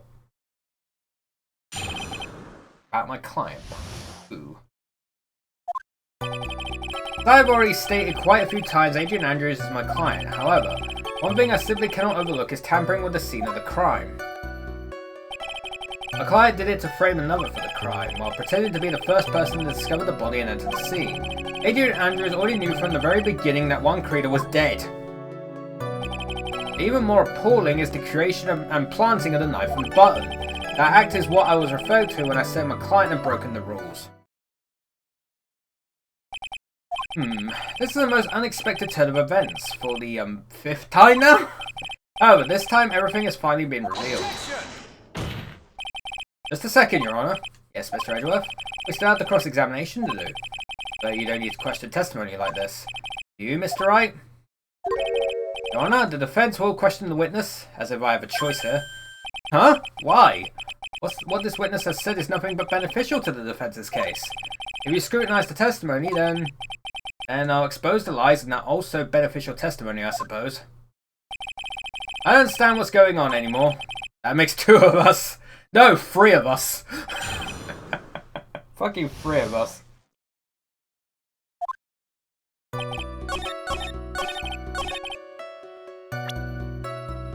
Present wine glass. Objection! Thank you so much for taking the time to testify, Mr. Dicker. What is the meaning of that attitude? When Adrian Andrews entered the victim's room, your client had no idea that Juan Corrida had been murdered. But how? How do you know that? From this wine glass, Your Honor. The glass. Mr. DeKiller's supposed client thought Mr. Corrida had only fainted, which is why this glass of tomato juice was poured for the victim. But isn't that just a part of Adrian Andrews' calculated plan? That is not possible, Your Honor. This glass bears the fingerprints of that person. Had this been planned, they would never have left their fingerprints behind. I see your point. Mr. Edgeworth, what is your opinion? Strangely enough, I had the same exact thought just now. Witness, how do you explain this strange phenomenon? Isn't it a waste of time to ask about such a minor detail? Not a very important point anyway, correct? I'm afraid you are mistaken. If Adrian Andrews really is your client as you claim, then your client should have had knowledge of Mr. Corrida's death. If not, then that can only mean that Adrian Andrews was never your client at all. How strange. Yes? Why is it that the attorney has yet to raise an objection at this absurd situation? Phoenix? The killer figures out what we're up to, we're in real trouble. Yeah, I know. Mr. Edgeworth, I'm surprised. You know you can't say things like that without any evidence. Ah, sorry. Well, that was an awfully weak objection for the 2 of you. Anyway, I am positive there was a contradiction in that testimony. Prosecution requests further testimony concerning when the request was taken. Very well. Right now, how to buy us more time. While we wait for the items the killer left behind to get here, I just know that the very outcome of this trial lies with those items.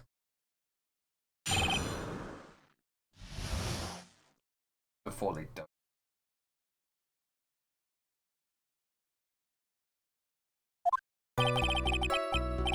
This request came to me, about a week ago. It was a request for my services on the night of the awards ceremony. We met at a certain bar to discuss and finalize a few matters. That is what occurred. I trust my memory and I believe I have made no mistakes. So you physically met your client, huh? That is correct. Meeting one's client is the first step to building trust, in my opinion. I see. Well, Mr. Wright, your cross-examination, please. I'm in hydrate again, alright.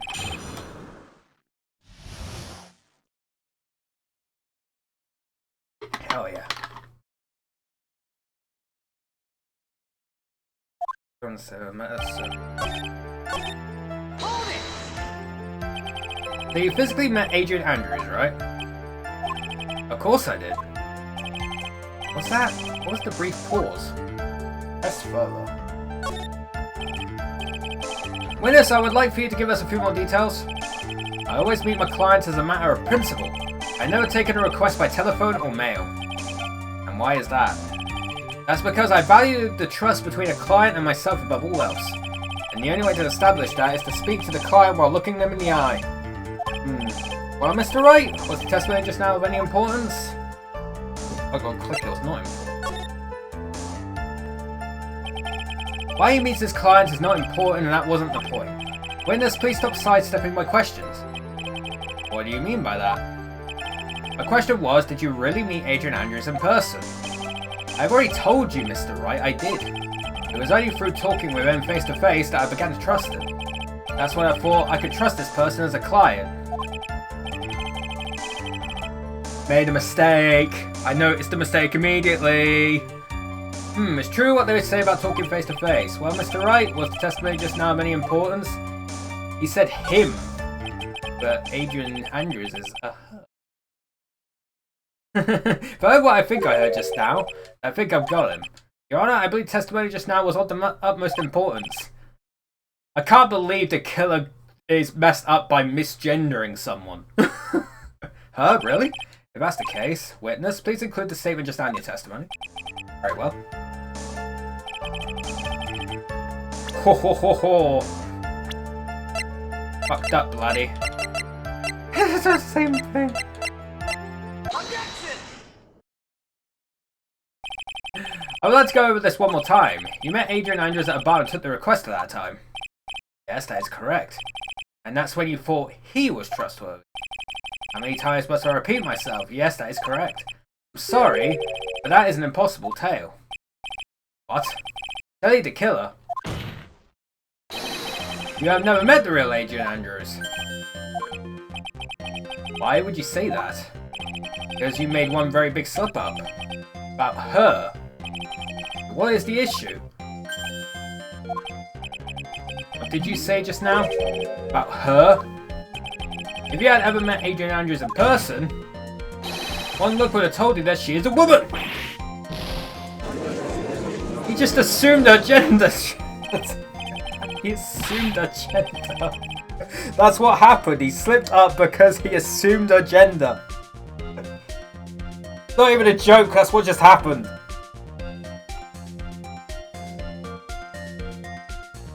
Jesus Christ.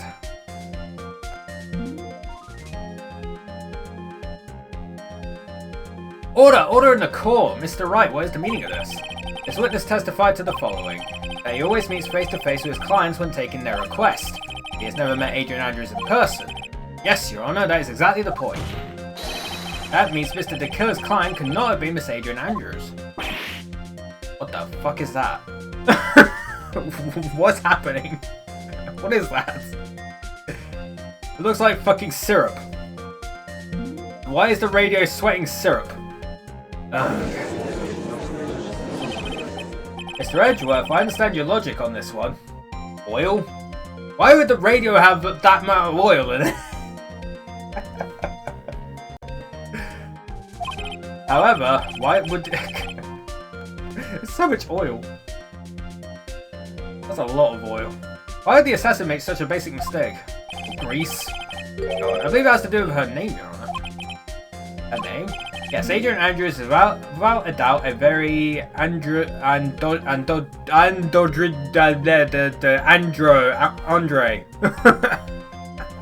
I can't say that word. Androgynous. That's close enough. Hey. Yes, I see. Unluckily for Mr. De Killer, the entire time he was on the stand, no one had stated Adrian Andrews' gender. And so he simply picked the wrong gender to go with.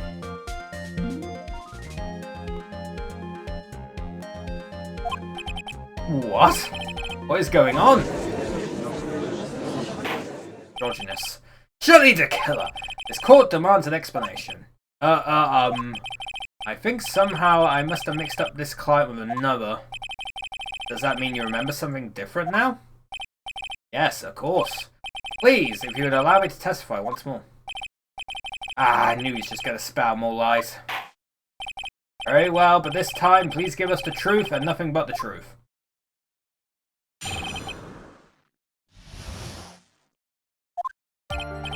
Yes, now I remember, I took that request by mail. There have been times where I took a job without having met my client. The request was for the murder of one creator and 2 or 3 other small things. When I saw the name at the end of the letter, I thought my client to be a man. So he took this job for a letter. He didn't mention anything about a letter in his earlier testimony, which means he is definitely lying. Be careful, Phoenix. Break the assassin's testimony completely, it's over for us. I know, I can't make him suspicious, but I think we're okay. Like, we can do this. As long as he's standing there across from me, no matter how strong of a punch I throw, he'll counter it. Now then, let's begin the cross-examination. So after I've done this point, I need to save.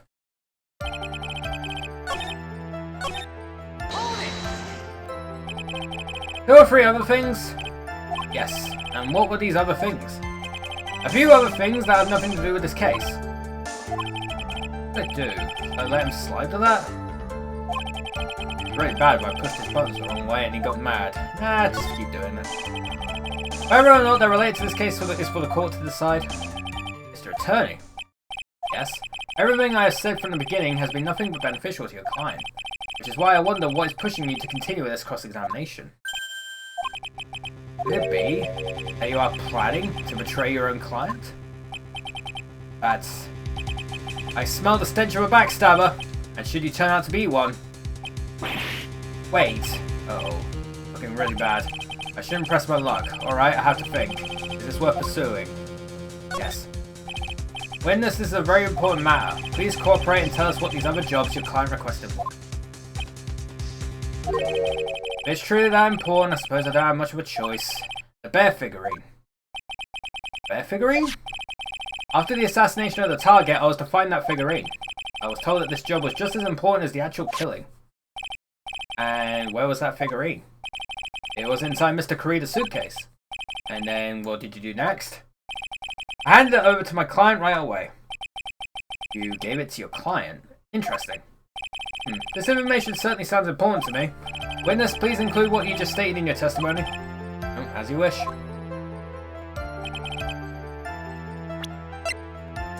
Objection! Objection. Jay the killer. If you had really given the bear to Miss Andrews, then this item should not have been inside of it. This item? I see where you're going. Yep, that's where I'm going. Where is everyone going? Do I need to pack a suitcase? Yes. We're off to Ibiza, baby. Your Honor, please think back to Miss Andrews' testimony. And I was going to burn it for her sake. If even for a single minute this bear had actually been in Miss Andrews' hands, I'm sure she would have taken the suicide note and burned it. Order, order, order! That's where you two are going. And by the very fact that the suicide note was still inside the bear, it tells us that your client didn't know how to disassemble the puzzle. Which means... It means, Your Honor, that it's impossible for Adrian Andrews to be the client. Oh! Order, order, order! Mr. Phoenix Wright. I mentioned this before, how I hate traitors above all else. I think your cross-examination has clearly demonstrated something to me. You must wish to break your end of our agreement. No, that's not. That's enough! If that is your intention, there is only one thing for me to do. Wait, please. Gentlemen, ladies, please excuse me. I have a matter that I must attend to. No, please, not that. Please wait. Mr. Attorney, bring this trial to a speedy end and I may stay my hand. Otherwise... Wait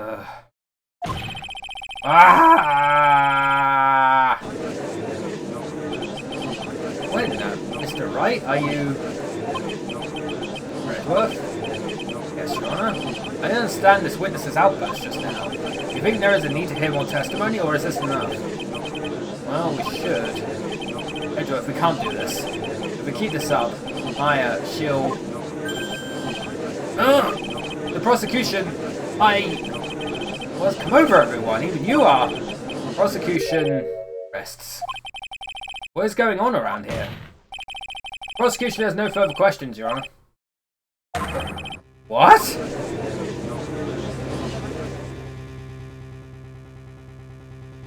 Uh-oh. Well, I never thought I'd see the day. This is a most unusual situation.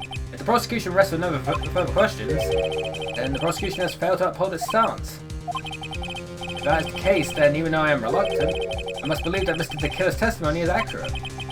That would mean that Shay, the Killer's client, is Adrian Andrews. Mr. Wright? Yes, Your Honor? If I end the trial here, right now, then your client, Matt Ongar, would be declared innocent. And in his place, Adrian Andrews would be charged with murder. Andrews? Would be charged with murder? The prosecution has no further questions, so we will now hear the defense's final remarks. Bailiff, please bring the defendant, Matt Ongar, to the stand. That's because hideout didn't make it in time. We tried as hard as we could, but it looks like our time has run out. Can't believe it. The outcome now lies in your hands. This sucks.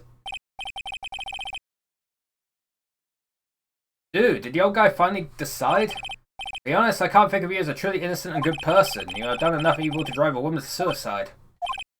But at least on the charge of murder, it would appear you are innocent. Ha! So, I guess even the old fuddy-duddy figured me out. Mr. On-Guard? What an atrocious lawyer I have, giving his own client up like this. That refreshing like a spring breeze crap is just as atrocious, don't you agree? Anyway, get on with it and pronounce me innocent already. Right, Mr. Lawyer? Did I side with justice? Did I save Maya's life? Better get on guard a guilty sentence, okay? But if I did that, I would die. If I say he's innocent, then Miss Andrews will be charged as the murderer. If I say he's guilty, not guilty. I have a choice I make. Someone's life is going to end. It all hinges on what I choose. Now then, Mr. Wright, let's hear the defense's final statements on this matter. If the person who hired the assassin was Adrian Andrews, then your client, Mr. Matt On-Guard, is innocent. There's no need to ask, old man. After all, my lawyer's going to say what I want, aren't you? Right. I can't do this, but I have to decide something. I can't count on the evidence to help me anymore. I had to listen to my heart. My client, Matt On-Guard, is guilty.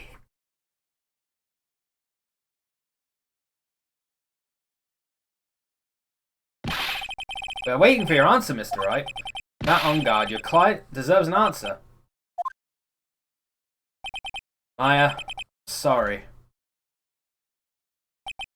Matt On-Guard is... Oh. Hello. Okay. Fucking Von Karma just shows up. Francisco Von Karma! What are you doing? Ow! You see now, don't you, Mr. Phoenix Wright? This is exactly why you should never take your eyes off of that scruffy fool. Bring them. The final pieces. Do you have them? You should know better than to ask that, Mr. Miles Edgeworth. Von Karma is perfect in every way. The evidence is here in perfect condition. Don't worry about Scruffy. He's fine and his injuries are minor. All the items are inside this. What a filthy old coat this is. That's gumshoes. I could spot his tattered rags anywhere. I apologise for its ugliness, but there was nothing else to wrap the items in. I fought long and hard this whole trial, all for what is inside that raggedy coat. I'm sure that inside that coat lies a crucial piece of evidence. Your Honour! Inside that filthy coat are the defence's final pieces of evidence. Your final evidence? I thought Von Karma has some very dramatic timing. This trial is already over. All that remains is for me to hand down my verdict. I do not believe that any evidence presented now would change the outcome of this trial. What?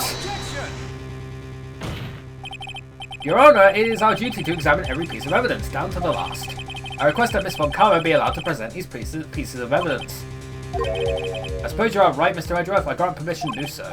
However, this one obvious rule applies here. If these items do not bring up any new points, then they will not be accepted by this court. Now, Miss Von Karma, if you please. These pieces of evidence are items left by the killer during his escape from the police. He must have been in quite a rush. Yes, Your Honour, the killer left 3 pieces of evidence. Somewhere among the evidence we're about to see, there will be something that will turn this whole situation around, like a miracle. Sure of it. That's all we can hope for. The first item is a pistol. The killer's pistol have anything to do with this case? Question for more detail. Does that pistol have any relation to this case? We have yet to perform a ballistics test, so I can't say anything for certain. However, I believe it has something to do with this case, at least with me. That's the pistol they used to shoot you, isn't it? That's why I believe, yes. Oh. I kept the bullet they removed from my shoulder as a sort of memento. I'm sure it'll be an excellent sample for the test. That's the pistol. So that's the pistol that was used to shoot Francisco. It's probably not going to help us very much. The Second piece of evidence is this videotape. Let's go keep questioning. I bet the killer took that from On-Guard Mansion. Have you checked the contents of that tape? Unfortunately, there was no time to... Oh yeah. But I would speculate that this tape is very important. Why would you say that? Because he came back to his hideout for it. The killer went back for it? That's right. It looks like he was trying to recover it. He injured 3 of the officers at the site. But somehow it looks like they managed to protect it from the killer. Today, the killer is no ordinary man. Last piece of evidence is this bellboy's uniform. A uniform from the War Hotel? Was that used during the crime? I am almost certain it was. There's even a pair of black leather gloves in one of the pockets. There's no doubt about it, the killer was wearing this on the night of the murder. There's one thing I found interesting about this uniform. What is that? There is a button missing on this uniform. A button? It's a very unique button. I'm sure if we were to recover it, it would provide us with an interesting clue. That is all I have to present, Your Honor. Just as I thought. And what is that, Your Honor? I'm sure were we under normal circumstances, these items from showing the killer's hideout would be very important clues. However, our question is not who did the killing, it is who is the client. Yes, that is correct. And these 3 items do not tell us anything about that. Thank you for your hard work, Miss Von Karma. You may step down now. Wait, Your Honor! Please allow me to examine this new evidence. Overruled. This court already has all the evidence it needs to hand down a verdict. Wonderful, absolutely splendid. This judge is such a brilliant man, isn't he? Is this the end? Phoenix, I knew it. There's no such thing as a miracle in this world, is there? I think you're wrong. I think they do exist. But you have to make that miracle happen. You've come this far, you can't give up now. But no matter how you think about it, it's... Try, for my sake. Think about it for a second. There are 2 ways out of this situation for us. 2? First, make On-Guard wish from the bottom of his soul for a guilty verdict. Huh? The killer will always place his client's wishes first. If On-Guard himself wishes to be convicted, then he'll let his hostage go. That may be true, but that's asking me to do the impossible. Second way, force the killer to end his contract with On-Guard. If the killer were to no longer think of On-Guard as his client, then he would let Maya go. Yeah, that's even more impossible. He is a man who values his duty towards his clients above all else. I know both of these seem like possible feats at first, but if he can make either one happen, it would truly be a miracle. The bigger problem is, the judge has already said he doesn't need any more evidence. The pieces he was just shown, he's not accepting them. Phoenix, think things through from the other side. Isn't that what's always worked for us? Other side? Wait, does she mean... You mean... turn things around? Phoenix, the judge says he doesn't need the evidence. If that's the case, then who does need it? The person who needs the evidence. Defense, prosecution, and the judge, we have seen all the pieces of evidence. And that is how we have come to know the truth. But there is one person who has yet to see them all. And that person does not know the truth. Truth, it may be what will bring about the miracle in the end. There are no objections this time, correct? Now then, I will pronounce my verdict. Why don't we all respectfully sit back and listen, kids? Objection! I have already told you, Mr. Wright, this court does not need any more evidence. I am not saying it is us who needs the evidence, Your Honor. Then you want to show the evidence to that person? Alright, so I need to save now.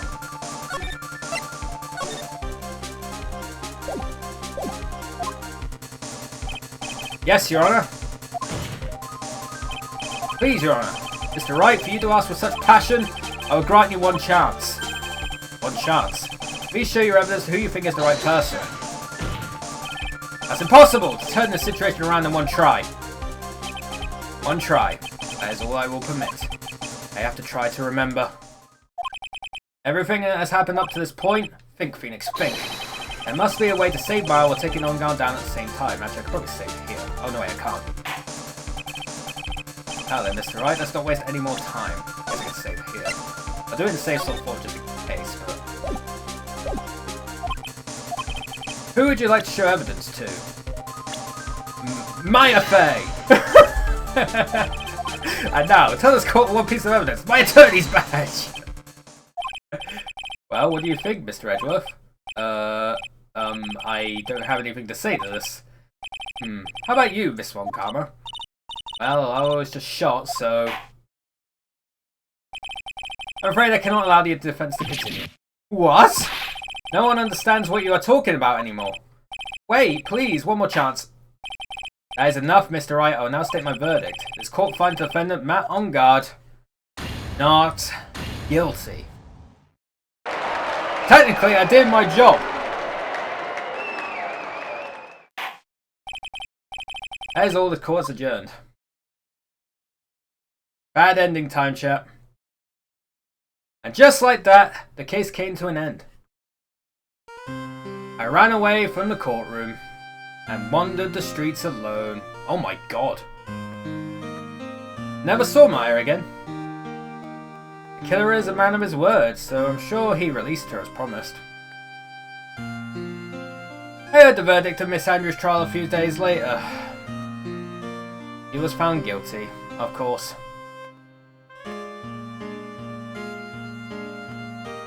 What a depressing ending. The miracle never happened. I guess it is a bad ending. Maybe it was never meant to. Because a miracle is something that doesn't exist. Depression ending! Depression ending! Chat, are we all depressed now? There we go. Justice ill served. I feel like justice free served of the way it's the font. But now, chat, I'm gonna go in again. But this time, do the real ending. Now then, Mr. I, let's not waste any more time. Who would you like to show evidence? I'd like to show evidence to Shelley the Killer. Take that! And I want to present the videotape. I see, and now, another court one piece of evidence I'm going to show this person. Take that! Well, what do you think, Mr. Edgeworth? I think there is some merit in showing this evidence to that witness. Bailiff, please bring in the transceiver from earlier. Alright, it looks like I managed to convince him. Ah yeah, she's okay, right? Didn't I tell you to concern yourself with bringing about a speedy end to this trial? Now, if I understand correctly, you wish to show me one piece of evidence. Yes, one is all I need. I have here a videotape. It was found at your hideout. I heard you injured 3 officers in your attempt to get this back. That was most regrettable. However, it was an order from my client. I was told to protect that videotape. I thought so. I'm afraid I seem to have failed her in that regard. Do you know the contents of this tape? I was sternly told by my client to not watch it. But I have absolutely no idea. Actually, you are on this tape. Me? Murder. There was a video camera hidden at the crime scene. Your actions were being recorded. What? Is that true, Mr. Wright? Who was it that planted the camera? Well, the only person who could have placed the camera at that scene of the crime would be your client, naturally.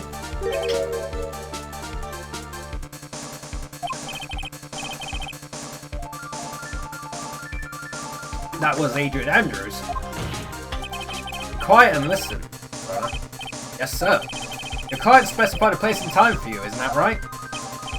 Yes. That was so they could film you. I had no idea. Mr. Wright, why would my client do such a thing? I would like to know why. Why did Matt on guard film the crime scene? You already told us. The reason why he did that is my ticket out of this whole mess. There's only one reason why your client would secretly film the crime scene. They wanted to blackmail on you. Your client once told me something very interesting. We were talking about you, and this is what they said. But I'm no weakling. I don't believe anyone, least of all assassins. Oh, come now, Mr. Wright. Assassins aren't above blackmail. Yes, that's where the video comes in. With that, I can keep him at bay and even blackmail him if I want. Your client didn't trust you at all. They were thinking of using this video to blackmail you. What do you have to say to that, Shelly the Killer? Oh-ho! It looks like I was being deceived from the very beginning. Yes, by a natural. That is the kind of person they are. Your client is a person who only thinks and plots of how to use the people around them to protect themselves from any and all dangers that may arise. That is the true nature of your client. I have one question for the witness. Yes? You told us one thing numerous times during your testimony. You said that you detest traitors most of all. Yes, that's right. But what if that traitor was your own client? What would you do then? That's obvious. I would break our contract in that case. And then, that client would become my next target. For the honor of the killer name, even if it takes an eternity, I would follow that person to the ends of the earth to exact my punishment.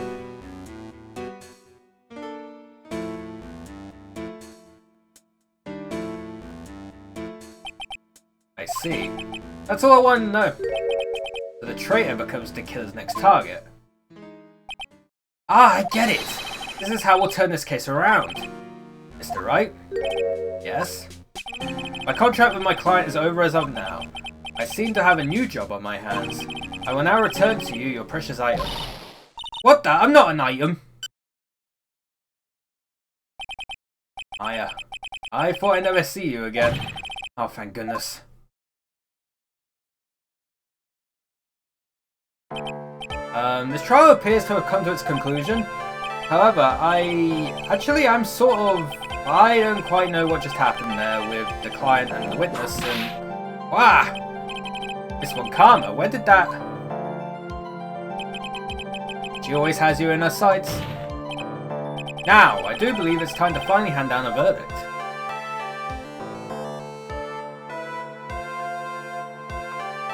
He's not looking good. Mr. Ongard, it looks like somehow you got what you wanted. You'll finally receive the acquittal you wanted so badly. You should be happy. But before that, I would like to make one final statement. Sometime in the near future, one very betrayed assassin may appear before you. Needless to say, that man is very good at what he does. I'm sure you would understand what I mean if you watch this video. Are we just going to let him go free, the assassin? We don't care about the assassin. He's basically our insurance to make sure that Ongard gets a guilty verdict at this point. Watch this video. Help me. Now then, Your Honor, the verdict, if you please. Is this alright with you, Mr. Wright? Well, we have finally reached the end of a very long battle. Whether he's convicted or acquitted, there is no escape for him now. Go on, Phoenix. Plead whichever way your heart tells you. Right, Chief. Let's plead guilty. Matt Ongard. Even though I am a lawyer, I cannot make your crime disappear. I think a guilty verdict is appropriate here.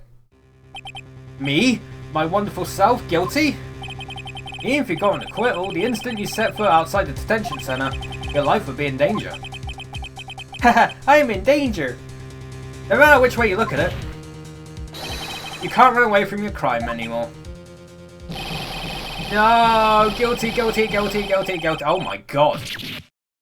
Jesus! Just ripped his face to shreds. As always, it looks like we have uncovered the real truth. I don't remember you helping out much in this. Mr. Edgeworth, how is Matt Ongard? I have left Miss Von Karma in charge of his incarceration. I'm sure he's getting a full course meal of whipped leather right about now. Very good. That was a close one, wasn't it, witness? Yes. I plan to pay my debt to society for my own crime, Your Honor. The first time I was called to the witness stand during this trial, all I felt was despair. Must be talking about the time Edgeworth really went after her. I guess she's trying to forgive him for what he did. Witness! How should I put this? She has an illness. You're gonna say you would choose death, that is of no concern. That was a fucking raw line. That was such a raw line. But after that, when I was alone at the detention center, that's the first time I really saw myself for who I am. And today, when the two of you used your combined strength to convict Matt, I felt like I had finally been saved. Wow, this is the first time I've ever seen her smile. I am really happy that you two are in charge of this case. I really don't know how to express how I feel at this moment. This is the first time I felt comfortable with myself, with who I am. Thank you so much, everyone.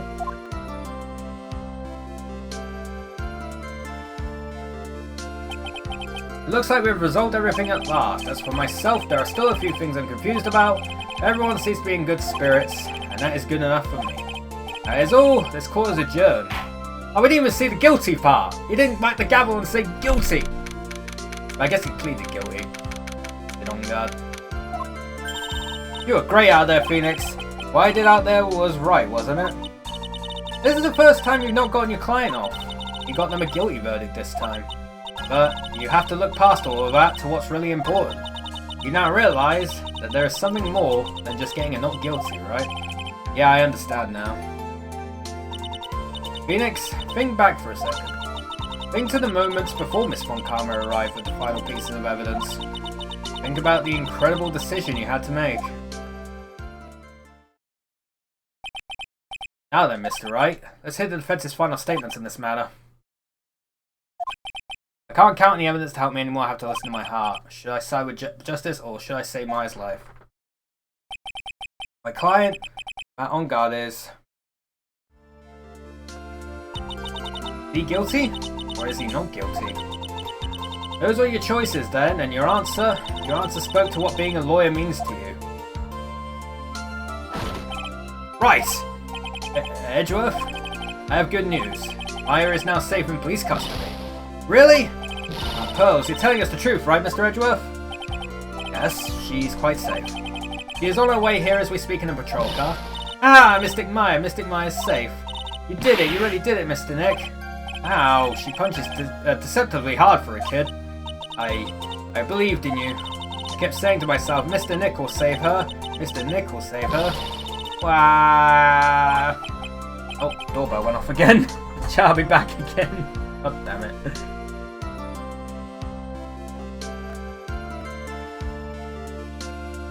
Alright, thanks. Oh, what's wrong? Miss Von Karma. About earlier, thanks. Ow! Are you still smiling, Mr. Phoenix Wright? You lost. Your perfect win record has now been crushed. And yet, you are still happy? I don't think you'll ever understand, Miss Von Karma. How dare you! Don't worry. You may in time. After all, I was like that myself until a year ago. Edgeworth? For my own personal victories and for guilty verdicts. I used every dirty trick in the book, and so my win record remained spotless. But a man appeared and stood fast against that selfish me. I fought him in my usual manner and tasted my first defeat. I felt like I'd lost everything because of that. And then it was my turn to sit in the defender's chair. And I was saved by that person I called my enemy. I couldn't forgive myself for all that had happened. So I left the prosecutor's office. And I left that note. Prosecutor Miles Edgeworth chooses death. As well he should have. The prosecutor has shamed himself with defeat should crawl in the hole and die. But that was not what happened. After I left the prosecutor's office, I finally came to realise something. And it was in that moment of clarity that everything began to change. What foolish nonsense. We prosecutors use anything we can to attack the defendant. But every time we did so, no matter how desperate the situation, instead of giving up like most people, that man would hold strong with his undying faith. And then before I knew it, I began to trust in that man as well. What? You trusted your enemy? It doesn't matter how many underhanded tricks a person uses. The truth will always find a way to make itself known. The only thing we can do is to fight with the knowledge we hold and everything we have. Erasing the paradoxes one by one. It's never easy. We claw and scratch for every inch. But we will always eventually reach that one single truth. This I promise you. Truth. Yes. That's the reason why prosecutors and defense attorneys exist. I'm sure you knew that already, didn't you, Wright? That's why you couldn't forgive me. This man who went into hiding, isn't that right? This man who only had his sights set on victory who ran away into the night. Oh. Is Mr. Edgeworth right, Mr. Nick? You really let me down. When you disappeared, I felt betrayed. The reason I decided to become a lawyer to begin with was because I believed in the things you said to me. All those years ago. And you betrayed your own words. That's why 1 year ago, I made up my mind. I decided that the Miles Edgeworth I knew had died. At least that's what I told myself. You pathetic fool! This one Karma? I don't want to hear the wretched whimpering of a disgraced loser. Von Karma is someone who is destined to be perfect. Miles Edgeworth, you are no longer worthy. You are no longer worthy of being a Von Karma. Neither am I. It's over. It's all over. Does this go through something on the ground just now? This is an electromagnetic receiver. Isn't that the thing she used to track Detective Gumshoe? I'll return this to the precinct later. Something else. Ah, isn't that Miss Von Karma's whip? I'll never set foot in another courtroom again. I'm sure that's what she is saying by this action. You keep this, right? Okay. Nick! Oh, hey, it's Maya. Maya! Mystic Maya! Mystic Maya! Oh, hell yeah. Happy reunion! Yay! Love a good happy moment. Oh, Nick, I knew you would come through. You got on guard convicted like I knew you would. And on top of that, you even rescued me. Well, of course I did. You know I would never desert you. But we sure pressed our luck this trial. You're really lucky to be standing here. Whatever, whatever. Look, it's over, okay? Besides, if I did croak, I would just come back and haunt you like a bad goes through Pearly. Is it really that easy to do something like that? Well, Mia could do it. Thanks a lot, Nick. Don't mention it. Maya? Oh, Mr. Edgeworth. I'm relieved you're alright. Hey, it looks like you've made some real progress, Mr. Edgeworth. Well, I suppose I'm a little different from who I was a year ago. Oh, she's hungry. Alright. I think it's time we got out of this depressing place.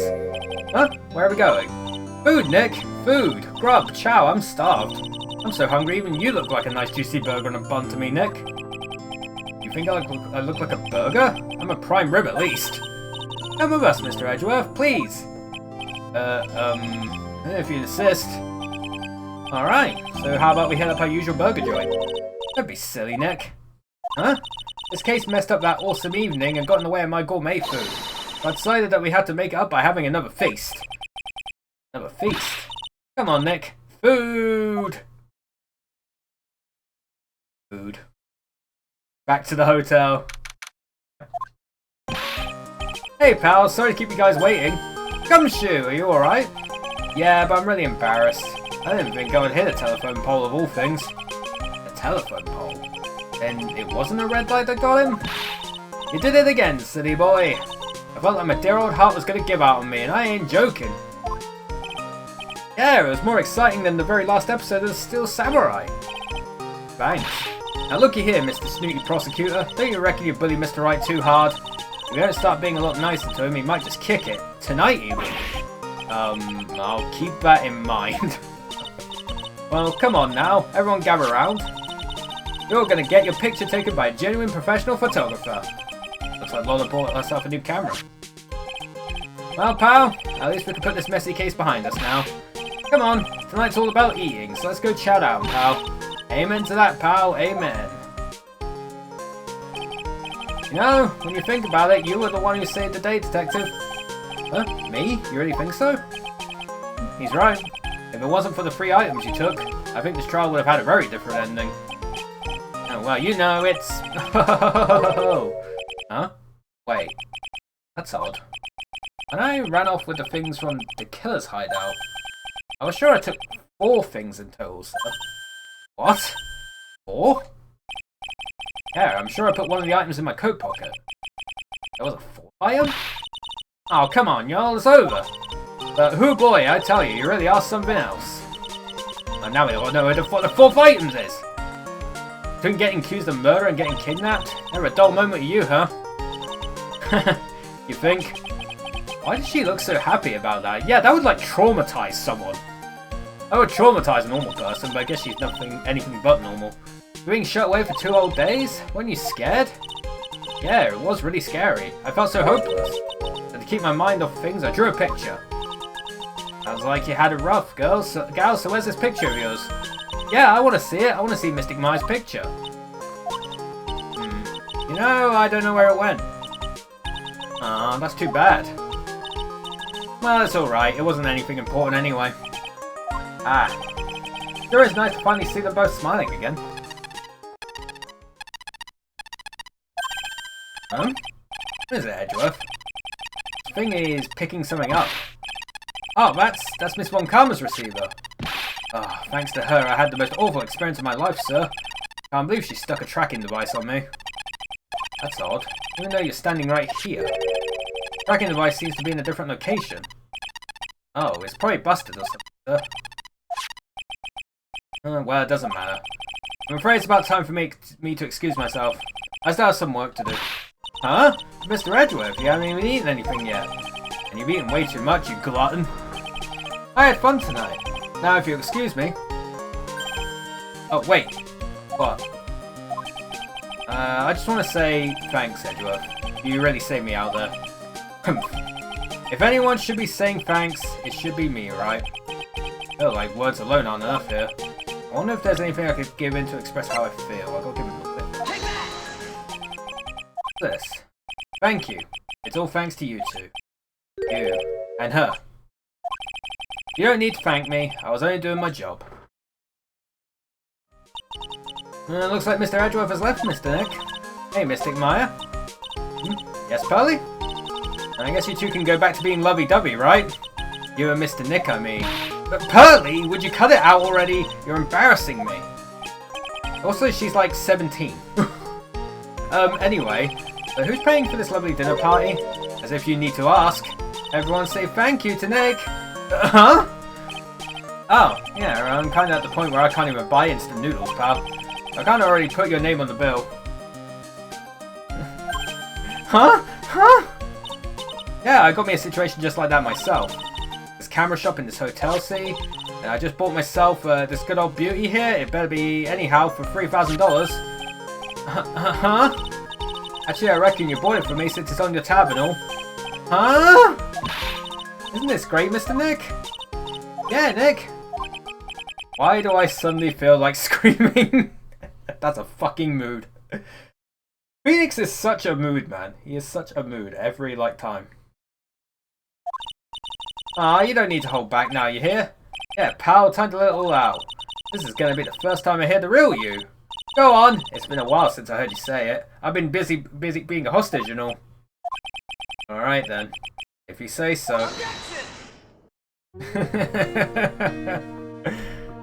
Objection! Oh boy. That was Justice for All, chat. That was pretty good. Not as good as the first one, I think, but it was still pretty good. You really came through for me, Nick. I had to hide that letter, but I knew you'd find it. I really feel like I've been living on the edge lately. On the edge of glory. I mean, I've escaped death 3 times now. Pretty cool, huh? I feel like a pro. Yeah, you can make a living as an escape artist, probably. Yeah, again, I didn't like this as much as the first one, but it's still good. I'm so happy that you could say Mystic Maya, Mr. Nick. And I'm so happy for the two of you. Speaking of which, I think this hotel is a popular place for honeymooners. So I sort of made reservations for the two of you, just in case. Yeah, we have a honeymoon after we're married. And that's not going to happen. Again, she's 17, Pearl.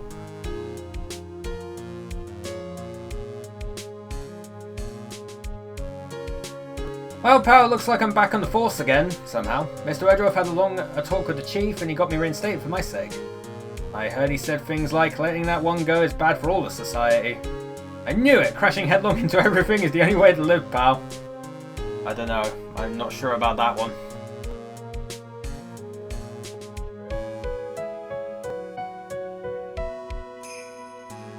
What more have we got?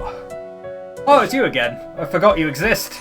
I'm Maggie Bird. I'm retiring this uniform as of today, sir. I'm going to be a waitress from now on. And bring smiles and joy to the people who come by the restaurant, sir. Hope you'll stop by sometime, Mr. Wright. Yeah, I forgot you existed.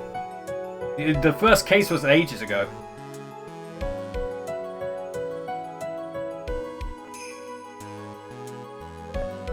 If they were in Japan, it'd be good. Oh god, not this fucking guy. Yes, are you here to visit a patient? Dr. Hottie, ho-ho. Recently? Yes, that girl, you know, I haven't seen her around. Yes. But I remember, if even laid so much as an eye on her, it would go crack. It didn't matter if I got whipped, though. Yes, ho-ho. I don't know, I liked the circus case, but at the same time, it was stupidly cursed. It was so cursed. Oh god, not the fucking JoJo character. Time to begin our quest of world circus domination, sweetie. To let the world know we are serious, I plan to make a fabulous flight to Zimbabwe. Hey Max, what do you think Zimbabwe is like? Do you think there are castles made of cake and bunnies who can talk? I think if there are any talking bunnies, even they won't laugh at Mo's jokes. Yeah, that circus case, it was so cursed. Oh god, not you again. I'm ready. There's no way these jokes are gonna fall on deaf ears. I'm gonna be more contemporary with my humour. Mo Curls represent! We got a new act all worked out. Prepare for the Hallelujah chorus. Say something, will you? You're supposed to start this off. Get on with it. That fucking case, though. I did like that last case, though, because it's pretty much... On the surface, it's kind of a repeat of the Steel Samurai thing. Oh, hold on. What's this? Drat, it's just an ordinary electric razor recharging on its stand. Can't believe this. Really? How long do they plan on making me do this? Ah, but it's Edgy-Poo's idea, so it means it must have a deep hidden meaning. Yeah, you can stop now. But why do I get the feeling they wouldn't forget about me, would they? Do the rat-a-tat-tat. I was never like this in the old days. Everyone thought the world of me. They used to call me Queen Wendy and treat me like royalty, and any man who is going to feel the pain of my heel, a burn playing... Oh, she's doing the thing! They stopped the scenery or a burn... She's doing the rat-a-tat-tat-tat thing. But yeah, I like the last one because it kind of it's kind of in a similar way to the Steel Samurai, but also to like... I don't know. I appreciate everything you and Mr. Edgeworth did for me from the bottom of my heart. Oh, that's right. I received a letter from Miss Wonkama. She said that after I get out, I should feel free to consult her about anything at all. I'm really thankful to have met everyone. But yeah, it's kind of like a repeat of the Steel Samurai thing, but also like having Phoenix face what Edgeworth had to face. It has become difficult for me in this country as of late. As such, I will take a short leave of absence. If you would like to request my services, please be sure to visit my homepage. May we both be blessed with longevity. I don't know. Did it just self-destruct? Fucking that, Turns out his homepage is on Twitter and his real name is Elon Musk.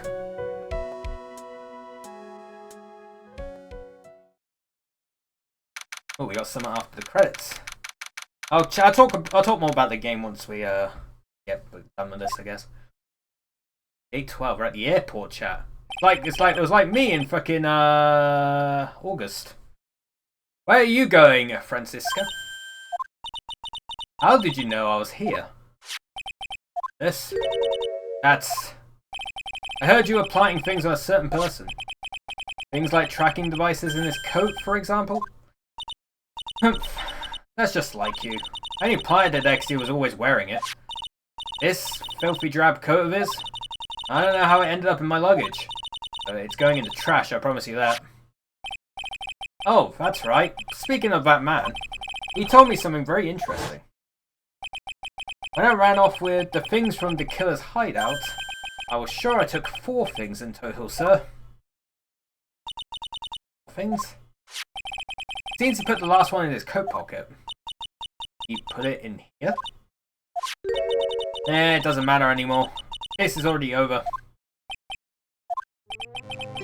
What are you gonna do now? That's none of your business. Are you running away? Shut up! You don't understand a thing.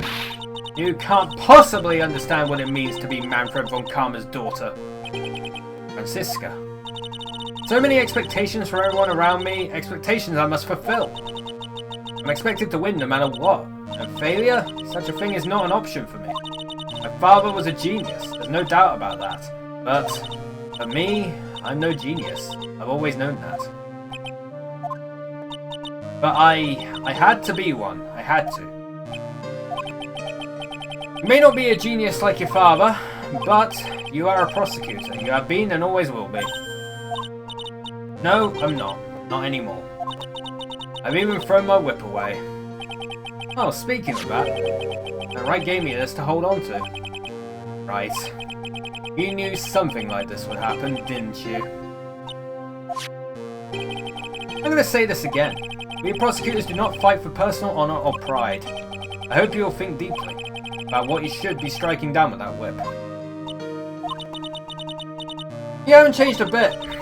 You always left me alone and walked on ahead without me. Miles Edgeworth. I've always hated you. And then, finally, my chance to take my revenge on you arrived. If I could win against that man, if I can make Phoenix Wright bow down in defeat, and this girl you left behind would have risen higher than you. That was supposed to be my revenge. I see. You know, I can't do it. I can't change who I am. I can't throw away everything I've been until today. I believe you can. Just like how Adrian Andrews did. Adrian Andrews? You were going to use her during the trial, right? But you were dependent on your father by using his tactics. Is that right? Humph. Today, you chased after me after I left you behind all these years. And that's why we're standing here now, side by side. But I have no intention of stopping. If you say you're going to quit your walk down the prosecutor's path, then this is where we part ways, Francis von Karma. Oh my god. Oh my god, she's actually crying. She's actually crying! Oh my god. He has finally broken her.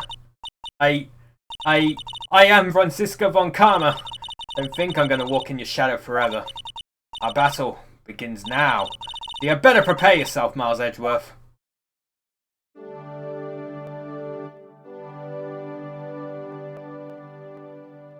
That ending's quite nice. Phoenix Wright. One day, someday, sure we'll meet again in battle. Till then, this last piece of evidence that never made it to you. I'll take good care of this fourth piece, so I can give it to you when at last we meet again.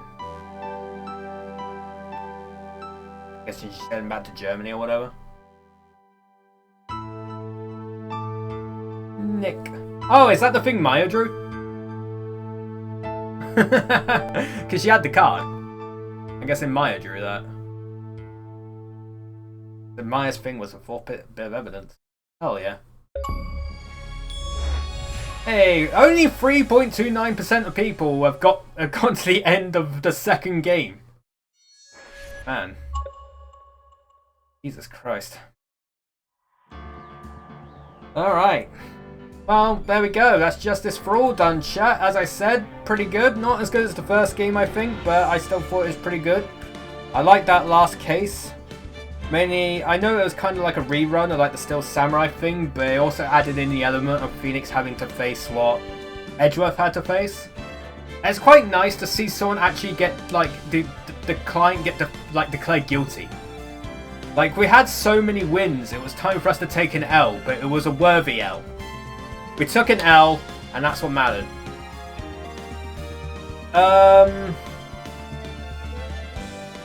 The third case, the bloody circus case, I liked it, but I can understand that it's stupidly cursed. It's kind of weird how everyone was trying to hit on a 16-year-old girl. That was kind of weird. Then again, all the ages are weird. Dick Gumshoe looks like he's in his 50s, but apparently he's only 31. Fucking... Oh, I don't know. Fucking Miles Edgeworth is younger than me. Come on. Like, what the shit? Like, I can understand Francisca being, like, younger, but still. Or on FFX is the same? I guess so. It's just weird. The age... Sometimes when, like, localize these games, they do the ages, like, real weirdly. I'm not sure if that's how it is in the original Japanese things. Maybe it is. I guess Japanese culture is different. Oh yeah, the fact that, like, the cape just magically, like, attached to the bust was kind of weird as well. But I guess I say I liked it more than most. Not my favourite case. My favourite case is still, Episode 4 in the first game. The one where Edgeworth is the defendant. I really like that one.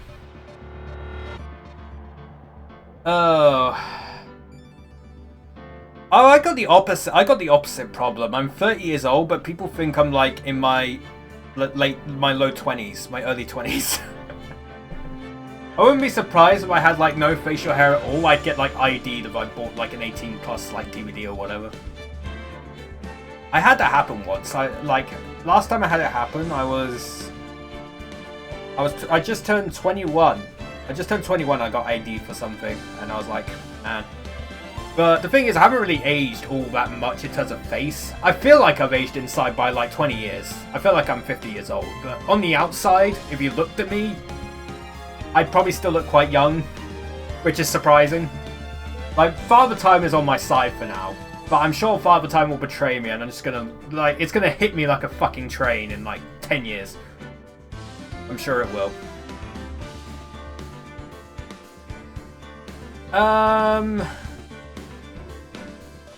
Oh god, the age of consent. Yeah, Japanese culture is weird like that sometimes. I don't exactly agree with that. Oh, did it literally just change from 13 to 16? Well, I guess that's something better. That's a little bit better at least. It should be 16. Well, it should be 18, honestly. It shouldn't be 16. It should be 18.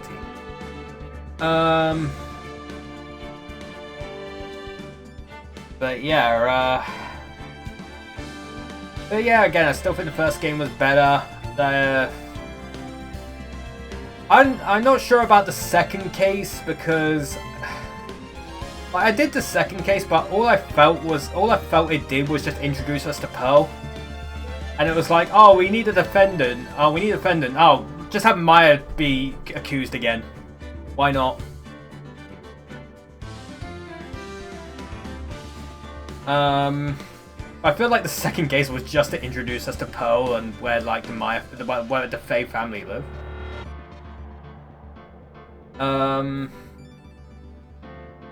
I feel like the second case has like no connection to any of the other cases.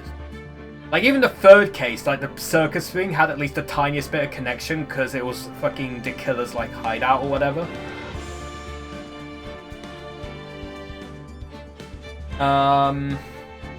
And yeah, I know the first case was just a tutorial, so whatever, who cares, but...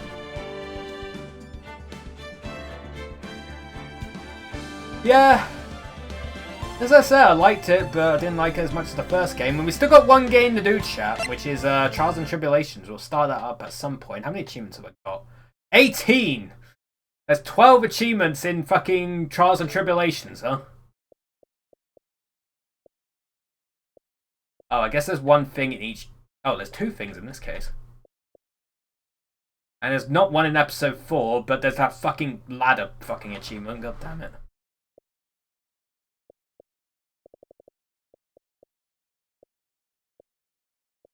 But yeah, there's 5 episodes, huh? But yeah, Trials and Tribulations. We'll definitely do that at some point. Not sure when. It'll probably be... I'll probably stick it in for early in the new year, I think. We'll probably get it done before we move to Infinite Wealth in later on in the month, because that's the game I'm hyped for, chat. Like a Dragon Infinite Wealth is the game I'm hyped for. And we're going to be playing that Nero non-stop. We're going to be playing that Nero non-stop when it comes out. I am so excited for Infinite Wealth. So yeah, I want to try... that's probably something we'll do at the beginning of the new year. Don't know when, but again, it'll probably be before that. But yeah, next game we'll be playing will be on Friday, and we're going to start Saints Row 2, chat. Saints Row 2. We did Saints Row 1 a few months ago, figured it's time to move on to the sequel. I still think it's the best game in the series, and I haven't played it in a very long time, so it'll be nice to play it again. So, yeah.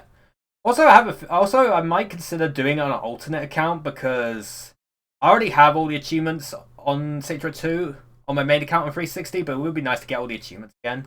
I know I could do it on PC, but the PC port is bad, and they said they were going to fix it, but then the devs got shut down, so they're probably never going to fix it. And I know you can fix it with mods, but I can't be asked. So I'm just going to do the 360 version, because I know at least it, well, runs better. But yeah, well, the thing they were like, yeah, they said, oh yeah, we'll fix the PC port Saints Row 2 after so many years, and then they got shut down. And apparently, fucking Free Radical getting shut down as well before Christmas because of fucking Embracer Group. Embracer Group is dying a slow death. It's wild. Makes me wonder what's gonna happen to like all the devs and whatnot. But yeah, Embracer Group. Saints Row the Third is my second favorite. I still prefer Saints Row 2. We'll play Saints Row the Third on stream because I got the remastered version on Series X. So I want to get all the achievements in that. That'll be after Saints Row 2, but probably not. Probably a little bit after. As I said, I think most of February will probably be Infinite Wealth, because obviously it comes out at the end of January, and in February it's just like, man, I'm going to be playing all that. So I am prepared for my Twitch channel to die, but I don't care because I am looking forward to that game. There will be one break in it. On the 2nd of February, we'll do a stream in the Persona 3 remake, just because that's the new game out, but it'll only be one stream, because I already played Persona 3 on stream before, so no need to play it again, but we'll do a stream in the remake. It'll be nice to see how good it is. It does look very good, and I'm excited for that as well. So basically, JRPG fans are eating well the beginning of 2024. We got Infinite Wealth, Persona 3 Reload, and then fucking FF7 Rebirth coming out within like a month of each other. That is like mad. Just JRPG fans just eating good at the beginning of 2024. But yeah, we got that on Friday, and then on Saturday we got Jackbox. Monthly Jackbox. Last one of the year. Should be very good. Anyway, who are we gonna raid? Who's online? Oh, who's online, chat? Also, there's someone else at the door, so I've got to make this quick. Come on, load up Twitch already. Let's go Choco. They're playing Alan Wake 2. So, go say hi and boot them a lot. And rawr. They're good. I haven't raided them in a little while as well, so it's all good. So yeah, that's it for today. Hope you enjoyed today's stream. Hope the rest of your Wednesdays go well. And hopefully I'll see you all next time. Boop.